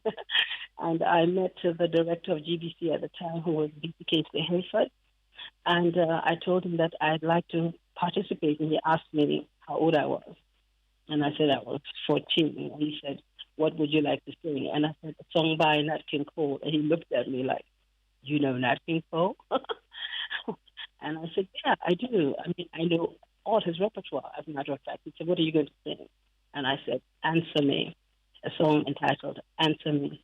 And he said, go on the stage. And I went on the stage, and he said, the pianist sitting on the piano, behind the piano there is called Ray Ellis. He was GBC Broadcasting, one of the major members of the GBC Broadcasting band. And he said, sing it to him. And I went and I sang. And so I participated. It was the first time that I had done that in my own country. After that, I spent 2-3 years going to broadcasting regularly. That's where I got the discipline of working in a professional way for the first time, coming on time, signing the books, arriving for rehearsals on time, and singing great standards with an orchestra that was about a 20-piece band, and I was 15 years old. Yeah, very impressive years of my life. Wow. So Now, I got instructed by Ghana, GBC, which is where I got my basic training from. Even though I was singing naturally, Ghana Broadcasting was the main station that presented me to Ghana for the first time. That is how I got exposed for the first time. And ever since then, I just continued. that is fantastic. Now, by the age of 16, you were touring Ghana with a barbecue band, which was funded by your uncle, King That's Bruce. right, King Bruce. What lessons did you learn from him working or playing with him? Well, like I said, at that time, people were disciplined. Music was a serious affair. We didn't go in just going to play, and it wasn't that we knew what we were doing. We were singing about it. We understood what we were singing about, and that we were on time. And so, yes, my lessons were, first of all, singing beautiful songs, melodic songs, preferably, songs that had meaning and said things that related to people, and doing it well and performing to the best of our ability. And not only there, but also everywhere else that I worked, that was the standard tradition of work that I grew up understanding, that it was not something you just went into and you had a talent. You had to work your craft. Growing up as a musician, so I learned that your big break was your first French single. Yes, Is it the tout doucement? Is my French good? Your French is perfect. I mean, but that came years after, because to be honest with you, I never saw it coming. I didn't see it coming. For me, singing and just singing in all languages possible, relating to people, talking about things that meant something. Because I grew up on Motown and great standards, and I grew up on artists that were saying things and talking about what they were living for the day, fighting for rights and things. And so, yeah, I didn't see it coming. For me, I just wanted to sing great songs. And maybe this is a story for another day, but that opportunity did open itself to me to be able to go to France much later, I think 15 years into my career already. And I didn't go there because I was going to perform. It was just a demo. And, I go to the studio and I hear a beautiful song and I'm offered the possibility to work on it, and I did, just for the fun of seeing what I could do. And it got exposed to record companies, major record companies, and people in the industry that took it from there, and everything else is history from then. Now, so let me ask you this one. And that first record actually sold 1 million records. 45 singles in France, and we didn't see it coming. So that's just by the way, but the whole journey in itself has been something of a story to tell. So did you do music that also served the Ghanaian audience, or it was mainly for people in other parts of the country? I didn't do music thinking I would serve any particular audience, because at the time I was very young. Ghana was going through a lot of changes at the time. I lived here in the 70s. Then I went to London with Bumbaya. And then we came back. And Ghana was going through a lot of differences. I was here when Ghana went through its 1981 revolution. So there was not that time to prepare like I'm going to be doing music for Ghana. So I just sort of like followed wherever the direction my career was leading me. And I lived in Cote d'Ivoire because of that. And from there, I took off. And, when you have, I don't know, I think there's a time for everything, because actually now I'm doing that. I've worked with a lot of artists from African records and covers. But for myself, I think this is the time that I am now preparing to come back and interact with my own people in that kind of way. But yes, I have a surprise that I'm preparing for you. Not so much about it. Before I let you go, given the power to bring back one good thing that happened in the world of entertainment during your days in the past, what would that be? Hello? I'm asking if you are given the power to bring back one thing that happened in showbiz during your time, what would that be? Oh, wow. Oh, wow.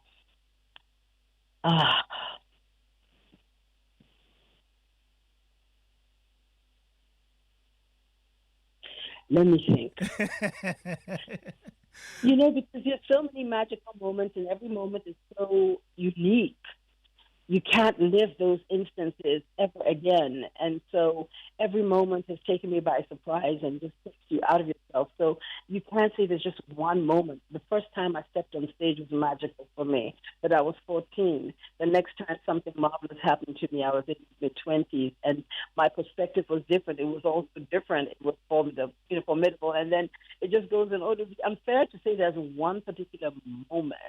But if there are moments that really sort of like made me feel that, yeah, maybe that day I stood on the Art Center stage for the first time, asking myself, you know. Bibi, we thank you so much for your time this evening. We'll make time to do a one-on-one with you to know more about you and your music and everything that actually happened during those days. Unfortunate, you know, because I'm going to be traveling in another 2 days, so I would love to be with you on this. This is most of the subjects that you're talking about. You know, we live them mutually. My friend Ken, hello Ken, how are you? Before you go, Uncle Ken has a question for you. Yes, you know, hello Ken. Bibi. Yes, dear Ken. Oh, wow, so good Ken. to hear your voice. Oh my gosh, Kwame, you know something? I want to tell the whole world that I owe so much to my education in music to this lady. Oh my. Bibi Brew. Oh my God, She's Ken. a Jesus, fantastic Ken. woman that I had the pleasure of living and sharing a flat with her and Francis Foster, the In musician. London. Yeah, Francis Foster, the producer in Muswell Hill in London, Yes. England. And Bibi taught me so much. So much. I haven't my seen her God, for Ken. ages. Remember, we listened for hours to our records? I know. Those records, and Ken would always come in with a brand new album. Exactly. And we'd be there looking through it, looking everywhere around it. And we would listen to music and we would would discuss listen to music and take it apart. Oh, Yeah, Bibi, those were so wonderful good to hear times. from you, yeah? We would need much more time on the set to talk about the Exactly, wonders of music exactly. and how music was then and how it's becoming now. But Ken, God bless you. Bless you too. Say hi to Rama, yeah? I will do so, yes. Nice Take one. care. And Nice still, one. please keep on playing the music. I will. Yes. Yes, God bless you. God bless you too. Thank you so much, Bibi, for your time on Showbiz A to Z. Joy 99.7 FM Showbiz A to Z is the name of the program. My name is Kwame Dadzie. We are back after this.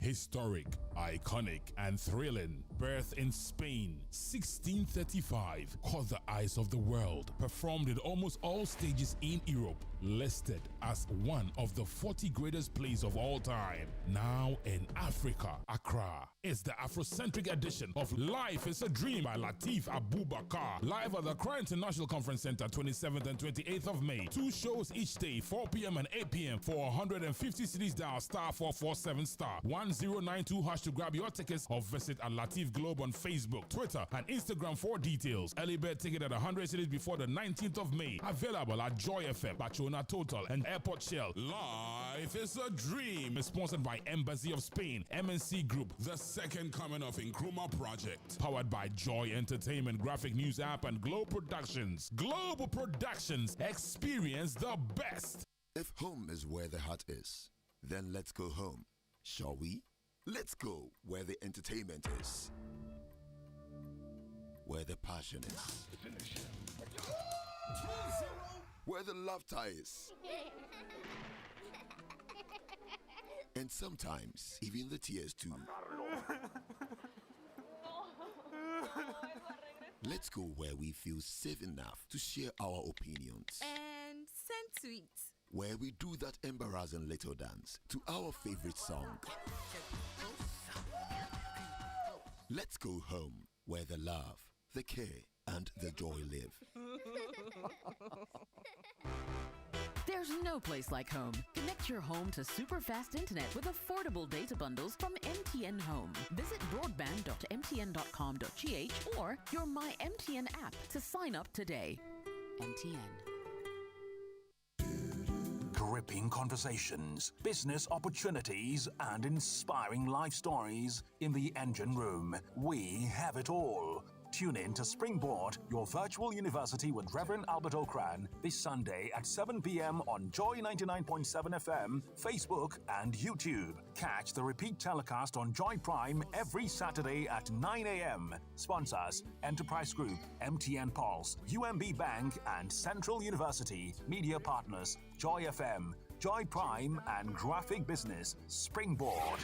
Your personal value will shoot up. Here's where we turn around. Here's where we turn around.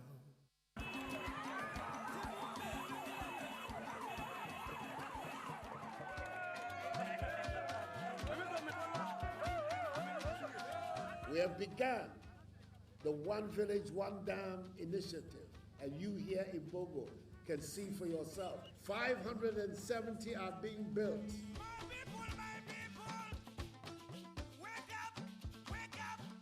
One village, one dam. After the fanfare, we go back to Ayopia in the Bongo district of the Upper East region, where it all started. Somebody should be answering the questions. Why? What happened? We need to hold people accountable. We can't just say it has failed, therefore, that be it. How much is the average cost of the dam? It's from between 230 to 250,000. The highest is the 250,000. But how much was really spent? Thirsty Dams, a Johnny's Hotline documentary by Jojo Kobina. Coming soon. There's going to come a time that the church will rise as the highest of all the mountains, and saviors will be raised in the church to deal with the world system. And let it be now. We need to have a national focus. We don't have to lose this ambition, or else we work against the Great Commission. They are equipped in righteousness, the agenda to possess the nations. Welcome to an equipping center of the word and prayer on Pentecost Hour. Pentecost Hour comes to you on Joy 99.7 FM, 1:30 p.m. every Sunday.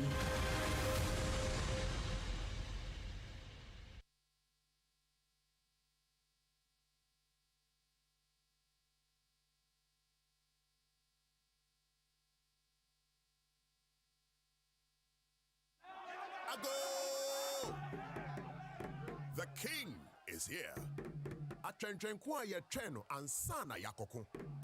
You keep the wheels turning. For your sake, roads spread like red carpets before us. You're the legend of whom many great stories are told.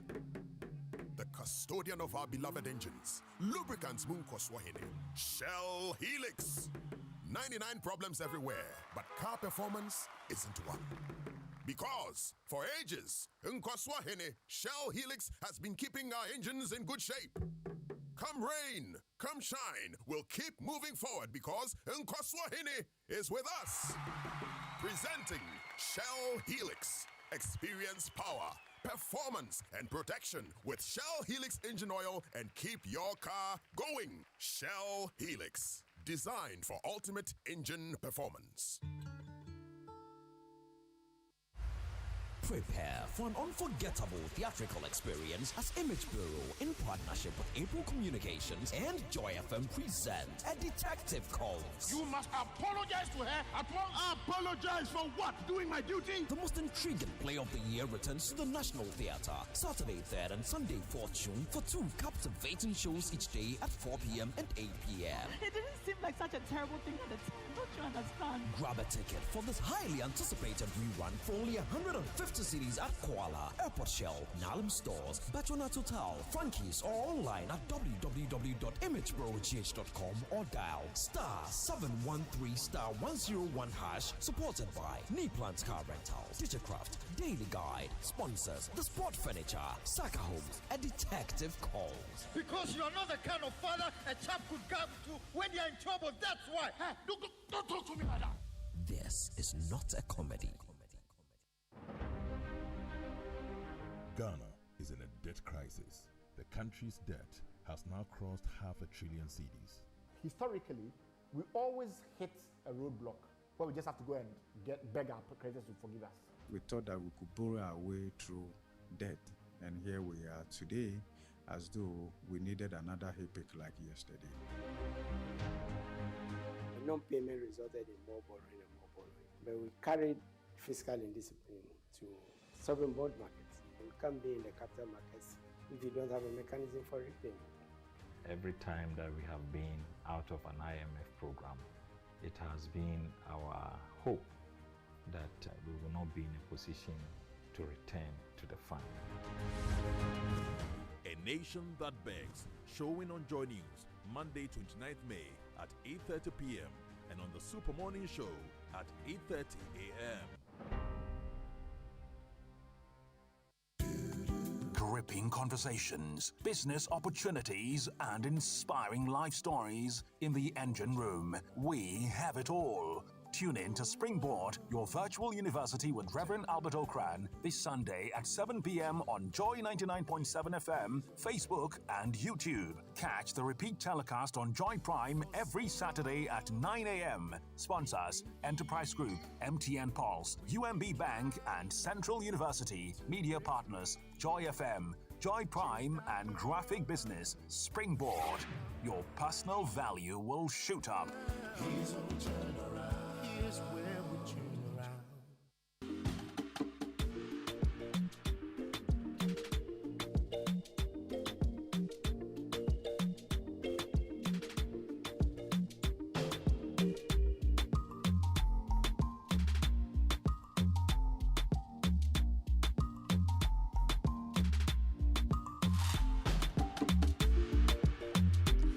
Joy 99.7 FM, Showbiz A to Z. My name is Kwame, Dadzie, and we're still on talking about the good old days of entertainment in Ghana. I have Uncle Ken, Uncle Carl, Uncle Bile, and Uncle Fred right here.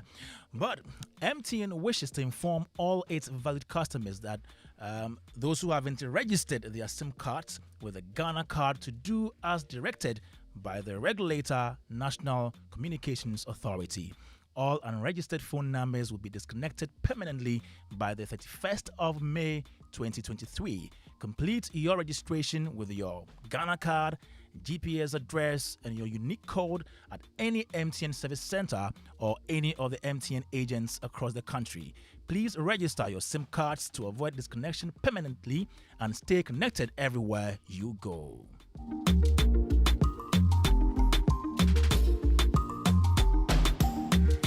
I knew Ghana would want to see this one over and over again. Look, I've seen stage plays before, but this one, my goodness, what a play. Let me break it down. So, the best set design ever, check. The best acting, double check. The most mature, most exciting, most intriguing, and above all, most dramatic dialogue, check, check, check. Now listen, just prepare for an unforgettable theatrical experience as Image Bureau, April Communications, and Joy FM bring back A Detective Calls. Yes, the most captivating play of the year returns to the National Theatre for 2 days only. Saturday 3rd and Sunday 4th June with 2 breathtaking shows each day at 4 p.m. and 8 p.m. Grab a ticket for this highly anticipated rerun for only 150 cedis at Kuala, Airport Shell, Nalem Stores, Batuna Total, Frankie's, or online at www.imagebrogh.com or dial *713*101# and select event code 11. You cannot miss this golden opportunity to see the play that redefines theater. a detective calls supported by the Sport Furniture, Knee Plants Car Rentals, Digicrafts, Daily Guide, Yomi Yogurts, Aqua Blue Mineral Water. It is produced by Image Bureau in partnership with April Communications and Joy FM, and proudly brought to you by Saka Homes. A detective calls, this is not a comedy.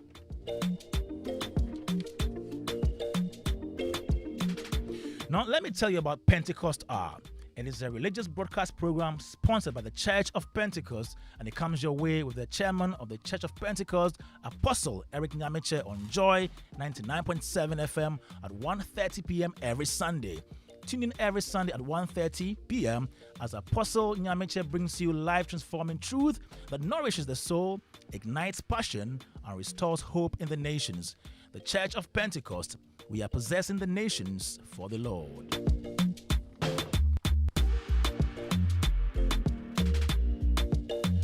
Now, your Sunday night just got more exciting. It's the real deal. It's official. Cues and Lyrics, a music competition show that aims at unearthing music potential in contestants while providing Joy Prime's cherished viewers the ultimate entertainment.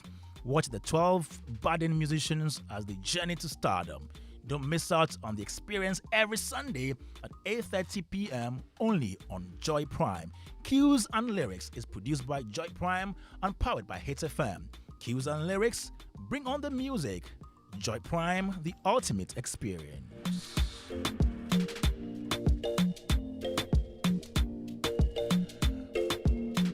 It is historic, iconic, and thrilling. Birthed in Spain in 1635, caught the eyes of the world, performed in almost all stages in Europe, listed as one of the 40 greatest plays of all time, now in Africa, Accra. It's the Afrocentric edition of Life is a Dream by Latif Abubakar, a Spain-Ghana production, live at the Accra International Conference Center on 27th and 28th May. 2 shows each day, 4 p.m. and 8 p.m. The rate is 150 Ghana cedis.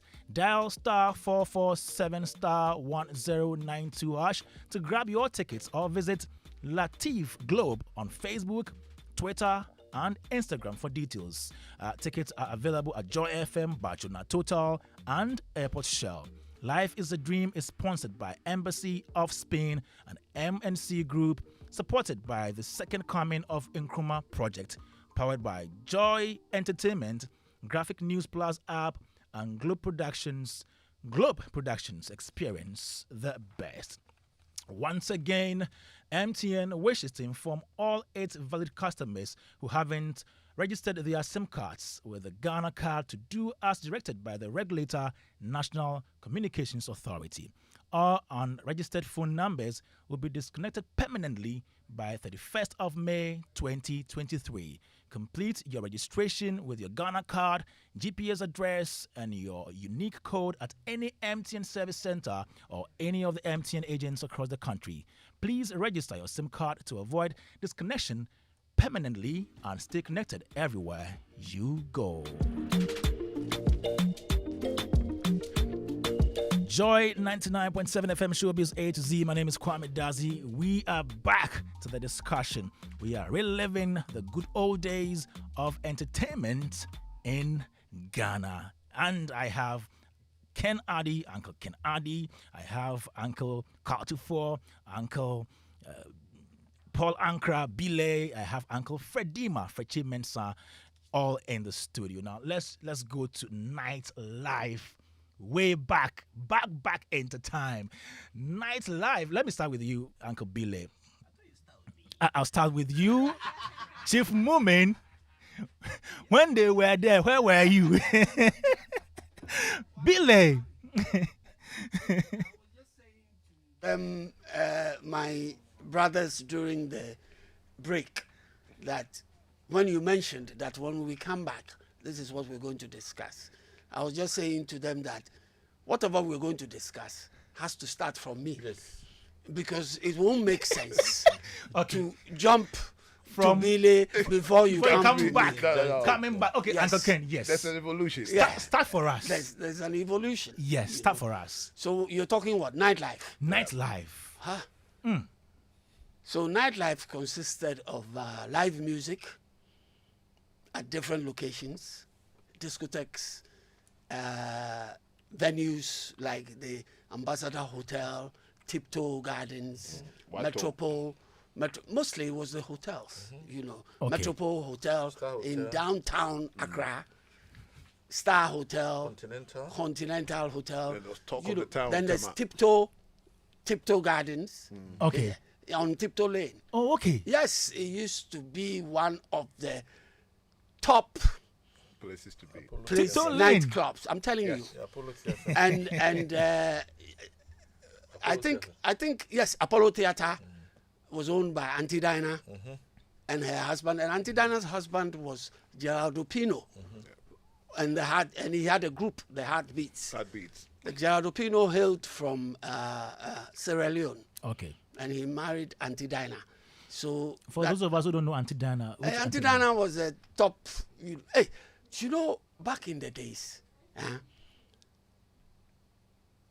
some women owned the top nightclubs. I'm telling you. Do you know Kweku Baku's mother owned a top nightclub in Tema? If you're bad, Dutch Bungalows. Dutch Bungalows, thank you. Yeah. You know, women owned top nightclubs back then in Ghana. Ironically, she was the mother too of Akosha Labi. Yeah, that's Kweku Baku's mother. Akosha is Kweku's half-brother. Half-brother, yes. Yes. Akosha is Kweku's half-brother, you know, half-sister, sorry, Kweku's half-sister. And so these outlets were the places that we went, as well as the discotheques back in the day.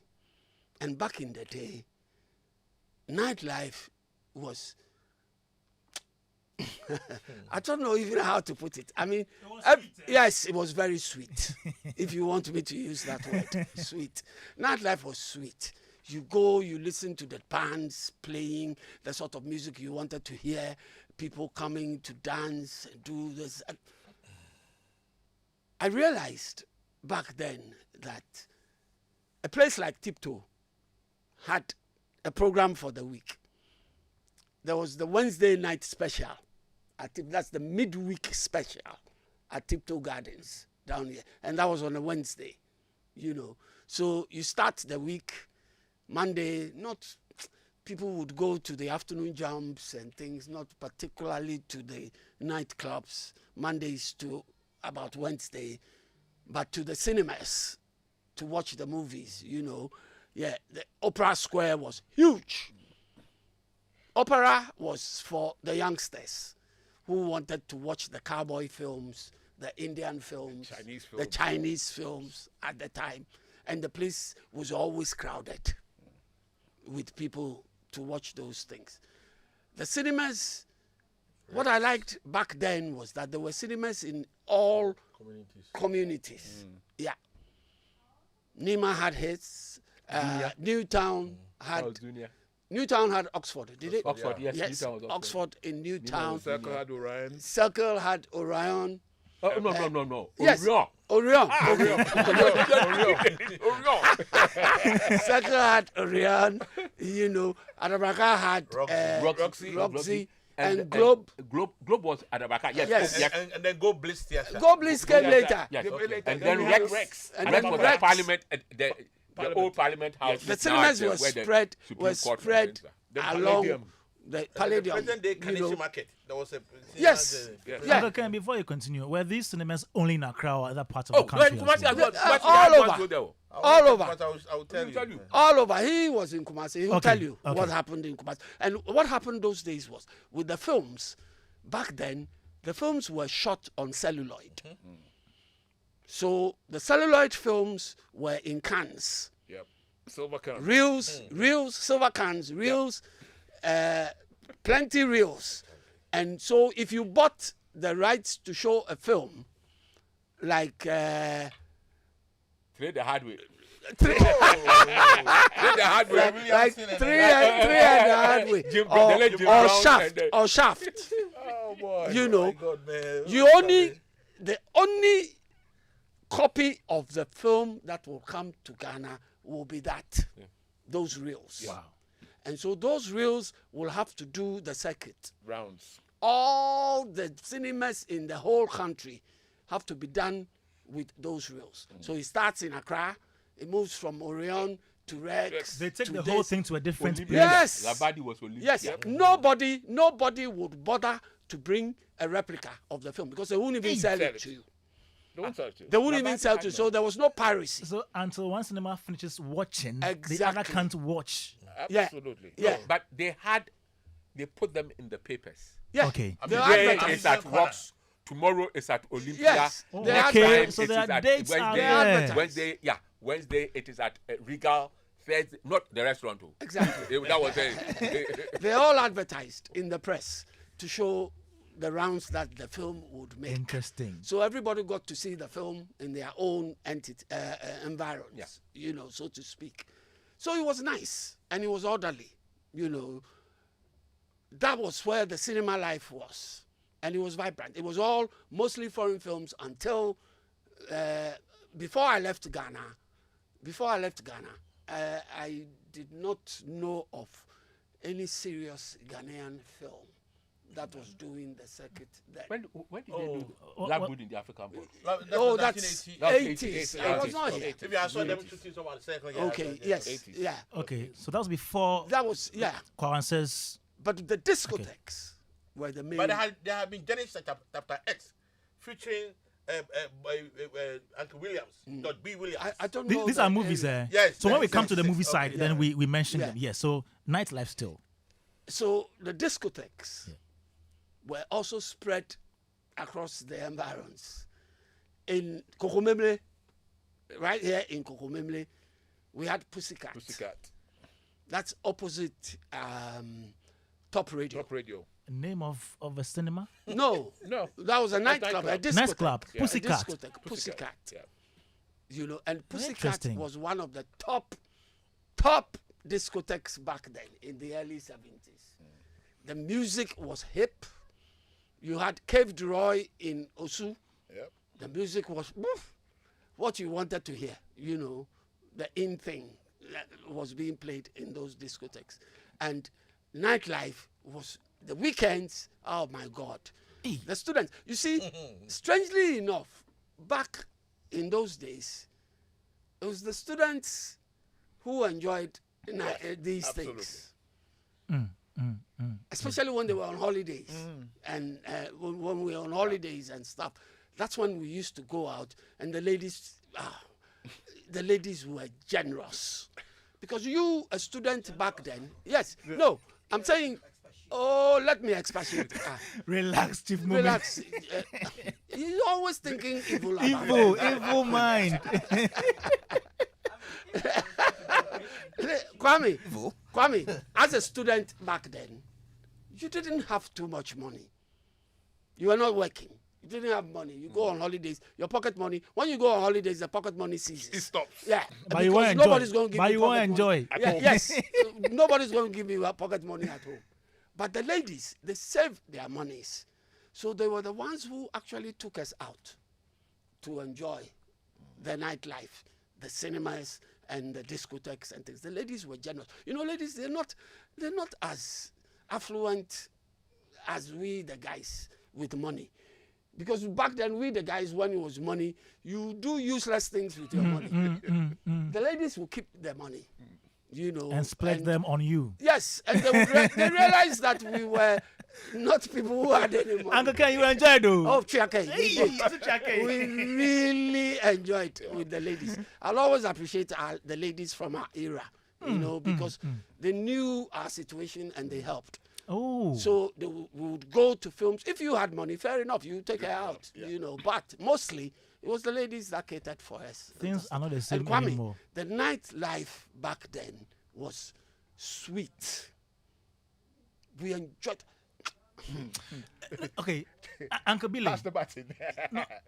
Okay, let me go to Kumasi and come back to you. I beg. Sure. Let's But go to if you Kumasi. go to Kumasi, you'd skip Billy. No, I'm not skipping. I'll come back to him. Let's go to Kumasi small and then come. In Kumasi, there were a lot of clubs scattered all around, and most of them start centered around Amakum, and then Shesu area. So if you look at High, around Rivoli Cinema, Abantama, Pink Panther, Basso Nightclub, Hedonis, around New Orleans, and then Kira V. Kira V at the Chayeso. And then the cinema house, we had a Royal Picture Room called Okansi. Okansi was the first Ghanaian to have owned a cinema, hall, because most of them were owned by the Nankanis and the Hagans. That's they started with the R, Rivoli, Rex Cinema, Royal, and then Odeon. Odeon is around this from a roundabout, before maybe if you go to Abu Abu, you have the Royal Cinema.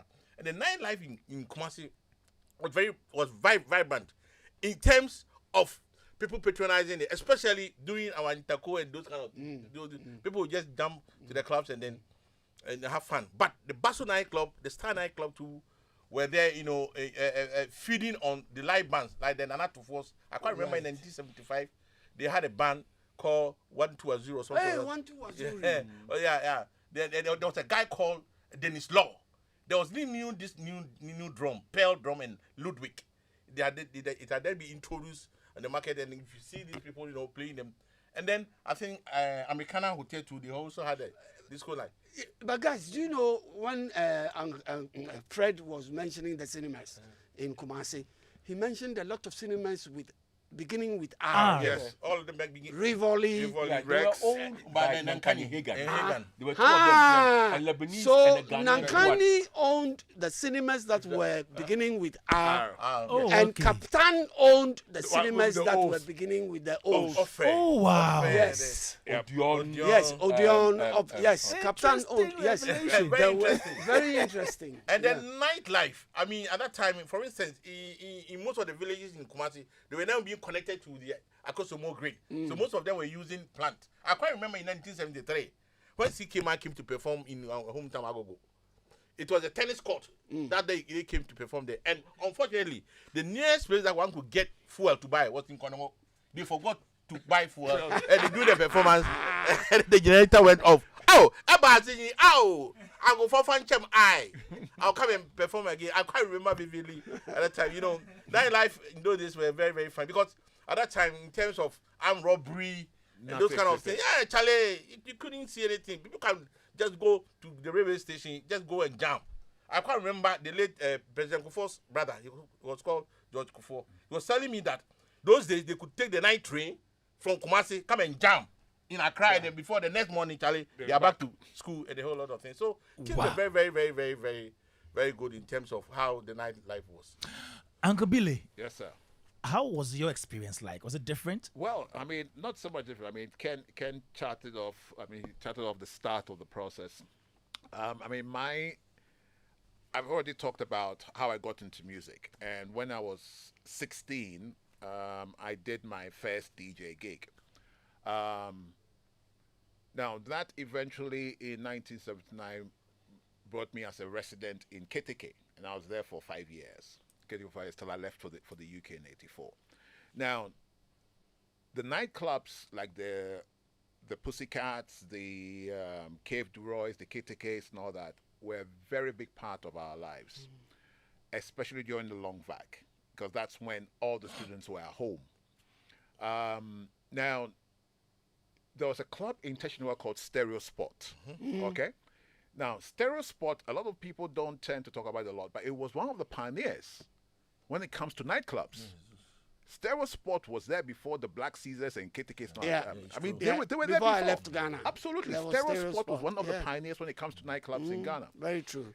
And in those days, we played vinyl and cassette. Vinyls, not so much. There are some people who had, but cassette tapes was what we used. Now, when I started DJing in Keteke in 1979, we had 2 tape decks. Okay. You had 2 tape decks, and we had a very single turntable if we had a record. Now, Keteke was quite unique in the sense that the sound system in Keteke was quite new, because in those days, you don't put a Bose system in a nightclub. We had the Bose 901s. And they produce some incredible sound. Okay?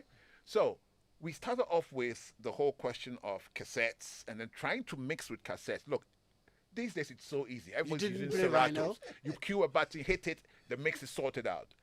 You had to get and you had to get it right because you only got one chance. If you slipped, that's it. It's gone. Billy, you didn't play vinyl. I played a little bit of vinyl, but we didn't have lots of vinyl. You at the didn't time. have lots of but vinyl. At the time. At the time you started. Cassette had taken over. Okay. Yeah, you see, Okay. what happened was, you see, one of the main challenges with turntables at the time was, look, some nightclubs didn't have proper soundproofing. Okay. So when you played a record and somebody jumped, your record will jump. Okay. Okay. Cassette tapes never gave you that problem. All right. All right. And they were easy to carry about. And you recorded your songs on them. Usually it was 24 tracks on a 90-minute cassette. And then basically you had in there and then you took that into the club with your two decks and then off you go. That's what actually happened. Now, when we had the occasion to use vinyl, there wasn't a lot of the hits in vinyl. People who traveled abroad and And came then they with an sent album. you the tapes. So what actually happened was during that era, a lot of the DJs, myself, Simon Brown, Explo, Neil Odoe, who was then resident in Cave, some of the others. What we used to do was we used to exchange tapes. Okay. So if, let's say, somebody went abroad and recorded some songs for me on a cassette tape, I'll pass it on to Neil Odoe. He would also copy it. Okay. So that's the way the sound spread. Okay, so that's the way we went about it. Now, when it came to the nightlife, apart from nightclubs, so you're talking about cinemas and parties and all that. Parties were a big thing during the long vacs. House parties, they were a big thing. Massive. And those were the days when your father had a car, and it was not easy to say, Dad, I'm taking your car to a party. Hell no. We stole the cars. We stole the cars. While they were asleep. While they were asleep. So sometimes, look, I mean, my dad, for example, he knew what the boys were up to. So he always hid the keys. But what we didn't know was we had the spare keys. So when he went to sleep, by 10:30, 11, he's gone. 12 o'clock, we're out. You push the car out. And if he found out. Look, you push the car out of the front of the house. Yeah. It can take you, look, where we were living in Cantonment at the time, from the front of the house to the gates, right? It's only about 30 meters. It took us 1.5 hours to push the car. Quietly. Because there were so many gravels on there. When you move too much, the noise, the dogs will start barking. Somebody will get up. So it was carefully planned. And what was, you see, the fun thing about it was, look, somebody was responsible for getting a car. Somebody will bring the money for petrol. Somebody will bring the money for drinks. Gate fee. Gate fee. So it was teamwork. So when we got to the club, we planned as a team, got there as a team, had party as a team, and we came back home as a team. It was fun. If there was any punishment, well, the punishment you got it alone. The punishment you usually got alone because your friends would have dropped you off and you deal with that alone. And boy, I had a few. Believe me. But it was great. It was great. And the cinemas were also extremely important to us. And you see, it was the in thing to have gone to certain cinemas. I remember when Snow White and the Seven Dwarfs came, Rex Cinema was packed. You used to go there. Opera that we talked about earlier on. It's called Twe because 12 o'clock show starts. In the afternoon. In the afternoon. Look, Orion rarely opened in the afternoon. No, Orion was open. Orion didn't have a roof. Look, so it was only at night. At night. Opera, even part of it, didn't have a roof. And those days, there were no chairs. These wooden benches. And you light them up. And it was all sorts of society. The riffs, the roughs, everybody was part of it. Students mixed with the riff-raffs. But it was so exciting because at those times, those were the Shaolin masters, the Chinese films. 5 Shaolin masters. Enter the Dragon, all those type of Bruce Lee. And if you hadn't been to Twe, you were not hip. Forget it, you were not hip because to go to Twe, you don't tell anybody. And then I know a couple of friends, right, whose fathers got to know they were at Twe and came and pulled them out of the cinema back in those days. Because we're supposed to be in vacation classes at Aquinas. And you are twaying. We were One funny thing was that those vagabonds there, they would intentionally, bring out something that actually operate tinina touch. That you remember? Yes. Just to steal, Yeah. I mean, when the film runs over, it will make certain noise, and then they will tell you, "Charlie, Tunina touch," and you start, stealing people's.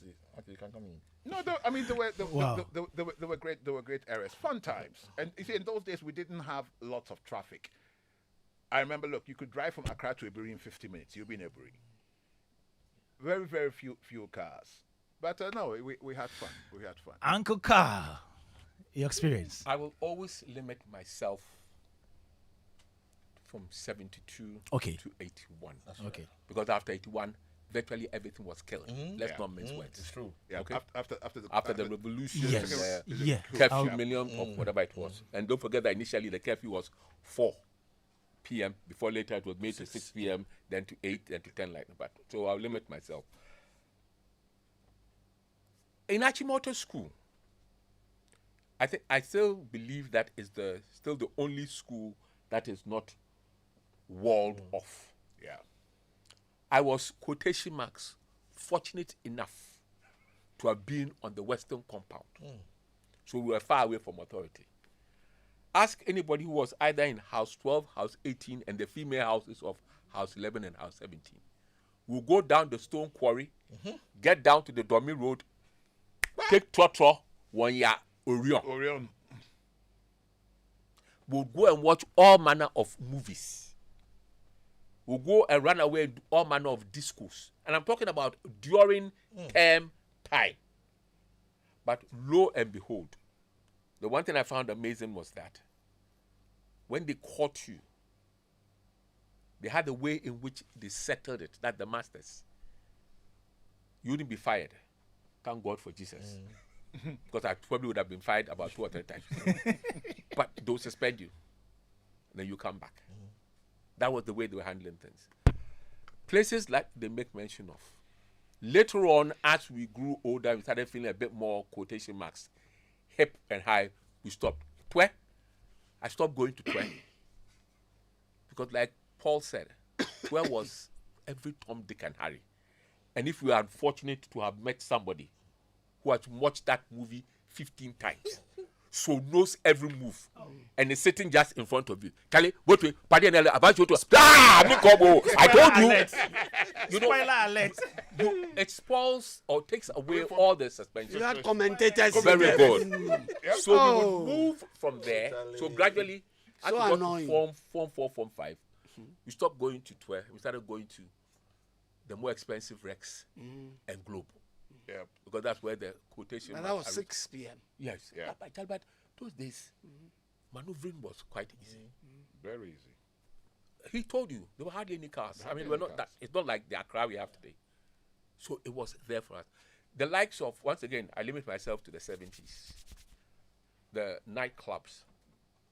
I can't believe that. Now when I see some of those buildings, I say, wow. KTK is now what was Citizen Coffee. Citizen Coffee. Black Caesar is now. It's virtually derelict at the moment. there you go. The building's Pussycat is now feeding church. Feeding church. Yep. Orion used to be next door to Ghana Telecom headquarters. It's at It's now a Circle. church. At At Circle. Circle. It's Circle. now a church. Okay. I can only speak for those particular. I can't speak for Kumasi. But what I do know is that we would always buy the newspaper and find out what was going. Movies, you mentioned Shaft. Play the hard way. Coolie High. Coolie. J.D. Walker. Superfly. Yep. And there was one that came in 77, 78. STAB, STAB. Yeah. Special Tactical Airborne Brigade. It starred Greg Morris because of Mission Impossible. Yeah. Everybody, Mission Impossible, folks, it wasn't Tom, is it Tom Hanks or Tom Cruise, whatever the guys? Tom Cruise. Yeah, okay, the movie. Yeah. This one, when you hear ping, bum, bum, bum, bum, bum, bum, bum, bum, bum, bum, it meant Greg Morris, Jim Phelps, and all these people. Oh, and so, those were the days of Mod Squad. yay, God Almighty, you are bringing them back. Then Kwame, I think Peggy Lipton got married to Quincy Jones. Yes. It's also in 1980 around 81 that Alan Jima set up Video City around at Tobago. Yeah. If you can remember. He was one of the first people who brought video to Ghana. And I quite remember in Kumasi, the first time that I watched video was at Opokuwai. Around 1970. There was only one person in Kumasi having video. only one person. So imagine Premier College going to rent that thing and then other schools. Yes, so we have to go in rotation. It's very interesting that Freddie mentions video because there was a place at Nyaniba called Rooftop, Christian Borg Hotel. And then there was G&G. That came in the early 80s. But for me, that era, those 70s, I don't think I remember those days. Yeah, but you see, I mean, just to add to what Carl said, the emergence of discotheques, right, really took off in 1976 after Saturday Night Fever, the film. That was the advent of discotheques. That's where it started. Really, I disagree. I'm talking about not nightclubs, discotheques. Because the disco era was very, very short. How would you have described Pussycat? Pussycat was a nightclub. No, Pussycat was a discotheque. What were they? Pussycat was totally a discotheque. Mike's Disco was a discotheque. Mike Egan's. Yes, Mike Egan's thing was. Charlie, how could you forget Mike's? Yeah, Mike's Disco was a discotheque. Bechachu was a discotheque. You can bring back those names too. The discotheques were littered all over. The one you mentioned at Tema. Yeah, Stereosport. Stereosport was a discotheque. It was not a nightclub. What we called a nightclub back then were offending Tiptoe. Yeah, and those places. But the discotheques were called discotheques because they were enclosed. Somebody has said, they had all the psychedelic lights and all that. A WhatsApp saying, talking about, remember Abbey Road Boys? Ring Road. Ringway Estates. We'll be getting into them. Abbey Road Boys. We'll be getting into the movies side very soon, but I want Chief Mumin to come in here because he hasn't got anything to say. I think he has something to say about the discotheque. He's a Latter-day Saint. That's right. I mean, Chief only has questions. Yes, I mean, not questions. When he's contributing, he'll talk about Love Road in the afterthought. Chief. I don't know for this particular. I think it is the gentleman, reliving the good old days, and it's just fascinating and interesting to watch. I mean, and one thing that I find exciting and interesting is that there was actually a very active. Well, I was going to say nightlife, but I realized that there was also a day life as well, right? Thank you. Yes, because I mean, people went to the cinemas, in the afternoons, and I'm sure that in other regions, and I'm even curious to find out what is happening in other regions. I mean, we are talking about Accra, obviously, a bit of Kumasi, but I'm sure if you go to the north, those listening to us from other regions, please send us a text and tell us what happened in the other regions. And one of the things that you glean from this conversation is how development also affects the trajectory of our entertainment, for example. So back then, because the city hadn't expanded so much, everything was within reach, so it was possible to reach so it was possible to move from place to place to do things in a day, as Uncle Ken, or is it, who mentioned is it Uncle Billy, that Uncle Ken mentioned, right, that you had a 2-hour siesta in the 60s, for example. But now work-life balance, by the time you leave your house in Adenta or Medina and get to town, it's already late. You're in a hurry to go back, traffic. So maybe one of the interesting things coming up is how the dictates of the modern era also affects the way in which we consume entertainment. So now also because of modern technology, you have your entertainment on the go, right? So someone is in the office, is watching a movie on his or her phone, or is listening to music. So entertainment is much more in a sense because of the digital revolution, on demand. So you can consume it at any point in time you want. But it's interesting listening to the gentleman, and I'm recording. Yeah. What he actually said in terms of this Medina and whatnot. If you go back to the map of Accra, Medina actually and Adenta is Adentan.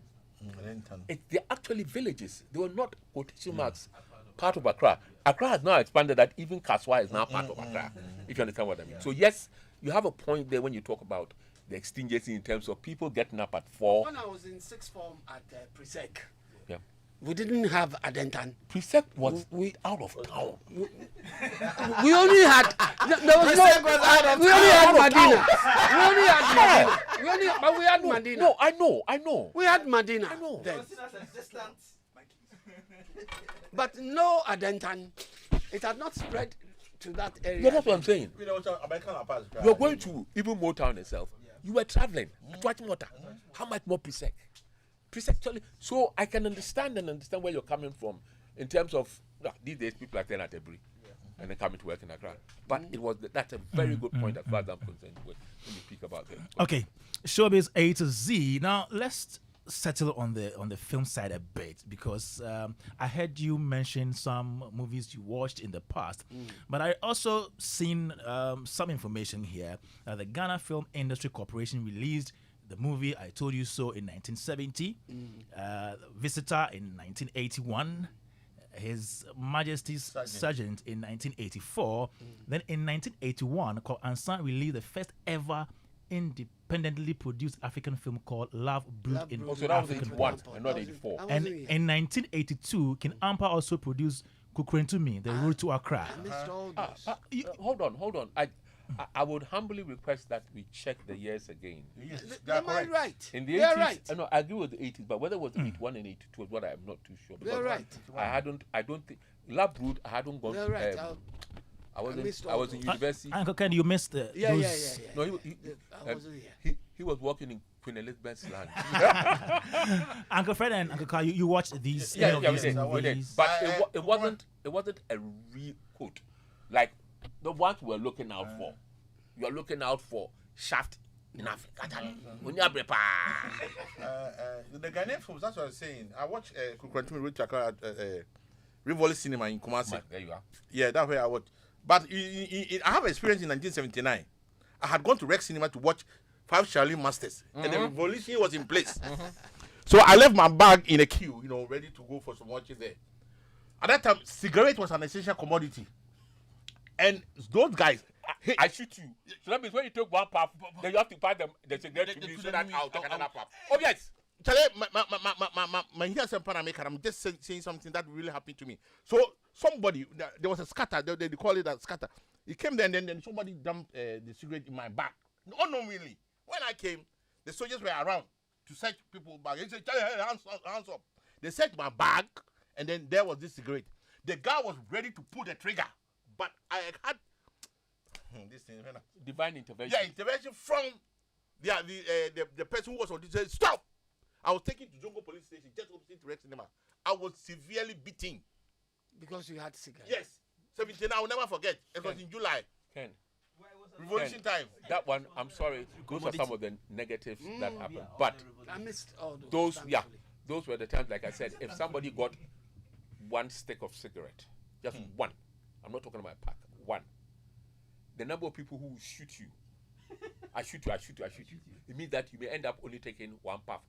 And then, so obviously, people would drag it in. But it was that bad in terms of the... But having said that, there still was enough time. And don't forget, this revolution was only 3 months. After that, no pine, we had Liman, and we went back to square one. And things, quotation marks, became normal in terms of nightlife, cinema life, pop chain life, band life, or dance night, whatever it's supposed to be. And like I said, it all came crashing to a halt 31st December 1981, because from then on, for almost 6-7 years, there was curfew every night. And guess what? The only time that tended to happen was, we lifted was 31st into 1st, New Year. So churches can go to church and whatnot. And there was this chap, I'll mention his name, Peter Jekum. Peter? Yes, From you know him. Brother. Very From good. Jekum's brother. Peter every year would have a party at his place at Abelimpe. Hey, Peter. Who didn't want to be invited? If you were not invited, then it meant that Charlie. Because where are you going? And ironically, it was on that night, 86 to 87, that I took my last drop of alcohol. Because, Ken, let me confess to you, we went for the party. When I woke up out of my bed, I was told beyond any doubt I had created a scene. Wow. Since then, I haven't taken it. Wow. But that nightlife that Ken, Billy, and Fred have, it was there. You sneak out. He would tell you they stole cars. I didn't have the pleasure of quotation marks stealing my father's car because there was none around. And my father himself was even going out and enjoying himself. So it was the kind of baby. Particularly on the Saturdays when they go to, you should know it, Ken, Ghana Club. Yeah. Ghana Club that New Dway had just revived. Up the ministry. Yeah, very good. So they were going there on Saturday nights and coming home around 12. So where are you going to steal the car? But a mate of mine, unfortunately, his father had no idea. Billy described it. They push the car, then they go and park it outside and go. On the way, on the motorway. And the accident, yeah. And somebody sees the car and apparently calls the car owner and says, are you feeling fine? He said, why are you asking that question? Oh, I saw your car. Your car where? Who told you? My car is in the garage. Comes out, goes and checks. Kwame, finally, you realize that a lot of music from that era are quite lengthy. Yes. In duration. Yes. You would have a song that's about 10 minutes long. 15 minutes. 21 minutes. I stand accused. I stand accused. Artists were making these sort of songs because those songs were played in the discotheques back then for dancing purposes. Okay. Fela plays a song. Fela will have an intro of about 5 minutes. Yes, without saying anything. Just instrumentation before he comes in. Because those were the songs that were played in the clubs and mimicked by the bands in the nightclubs as well for dancing purposes. So you had these songs that were lengthy so you could dance to them, you know, and enjoy the full benefits. The original? And the musicians back then were seen as, you know, superstars. Yeah. They had all the chicks, you know, the nice. Back then we used Uncle to call Ken. I know. Uncle Ken. No, I know, but Charlie, the current generation will see that way. They will see it that way. Back then we had, there were certain names for ladies that I find very derogatory today. Yeah. Back How then. dare you? I won't even mention some of them. You know, the names we had to describe women, but the most popular one was the chicks. The chicks. You know. Yeah, what our chicks say, Shoddy. you know, but you see, the musicians made a name for themselves, and I must say a lot of them progressed, went abroad. All the Pat Thomas used to be the lead singer for the resident band of Cocoa House, Sweet Beans. Yeah. That was the resident band, and Pat Thomas was the lead singer, and Pat made his name, you know, went abroad. Did what? Oh, the Kojo entry. You were telling me. Kojo was classic handle. Classic handle. You know, he started with JK, the Boom JK, Talent. Okay, yeah. Boom Talents, and Boom then Talent. they moved to Before classic moving handles. to, That's so where he they joined all OCPO progressed President. through the ranks, Great. and they've made music to this day. So anybody from that era likes music played by musicians. Uncle Ken, before we go, you've lived those times and you've seen what's happening right now. What lessons would you say you would recommend that the younger generation pick from those days? Lessons as in what? Entertainment. Because it's a generational thing. It would be very difficult for me to tell musicians of today to go back to No that way. era. Absolutely I mean, not. it's absolutely ridiculous. That's pitiful, if you ask me. Okay. You know, for them to go back to those days. No way. They're doing their own thing. But are there no virtues that they could... I am only worried Okay. whether there will come a time that musical instruments will become absent from songs. And I don't want that to happen, because there's nothing like going to watch a musician playing music on an instrument and showing you how good he or she is. The pleasure is immense when you see people, you know, playing their instrument with such dexterity. I would miss that, and I just hope that we don't get into a time where all the instruments will vanish from and everything will be at the touch of a button from a computer or whatever. It's interesting, Ken, when you spoke about those long songs. Do you remember the original Love to Love You Baby by Donna Summer was like 16 minutes and whatnot. That was in the disco era. Yeah, that's what I'm saying. It 16 minutes. 16 minutes of music. And very ooh and iron songs that I don't think today they will probably are like, ooh, love to love you, baby. But whatever it is, I mean, as to the fact of instruments, I'm still convinced that there'll be a role for them. Because there's not, as a musician myself, there's nothing pure than hearing a sax being played rather than a synthesized sax. That's right. Synthesized keyboard. Okay. Synthesized trumpet. Oh, there's nothing. And you know, Ken talked about organ and pipe organs. Back then, piano. There's a distinction. You will hear it. You want to hear it. You know this is the piano. Uncle Carl, kindly rub this into your final words for me. What did you say? A submission. Yeah. Yeah. That's what I'm trying to end it by saying that Great. we cannot forever dwell on the past. We are going to be moving forward. We've got to move with the times, whether we like it or not. Great. So if this is what's in vogue, computers and all those sort of things, we've got to use them. But believe you me, when you go back and you think of that era where people used to play instruments, phenomenal. But this is what we are having. This is what we are moving. Let's move with the times. We cannot say that we are not going to use phones again, not to do our emails. Good. The laptops have become a bit obsolete. The Macs soon will become obsolete. Now everything, and this other small thing, AI and its ramifications. Yeah. You've got to go with it. Otherwise, you'll be left behind. Great. Uncle Ken, your final words. Yeah. Oh, Uncle Fred. Yes, my final words, I think the I said Ken generation of today, again. they are very lucky in the sense that instruments are available. You can even go to the net and then learn things by yourself. I can't remember when we were learning how to play the keyboards. So if you remain time, those people who were playing keyboards those days, they were the sons of choir masters, the reverend ministers, deacons, and then the catechists. So if you look at people like Besser Simons, his father was a choir master, Kosi Obo, catechist, Odasino Fair, they were lawyers too, because the lawyers were having pianos like Kalosechi and this sort of things.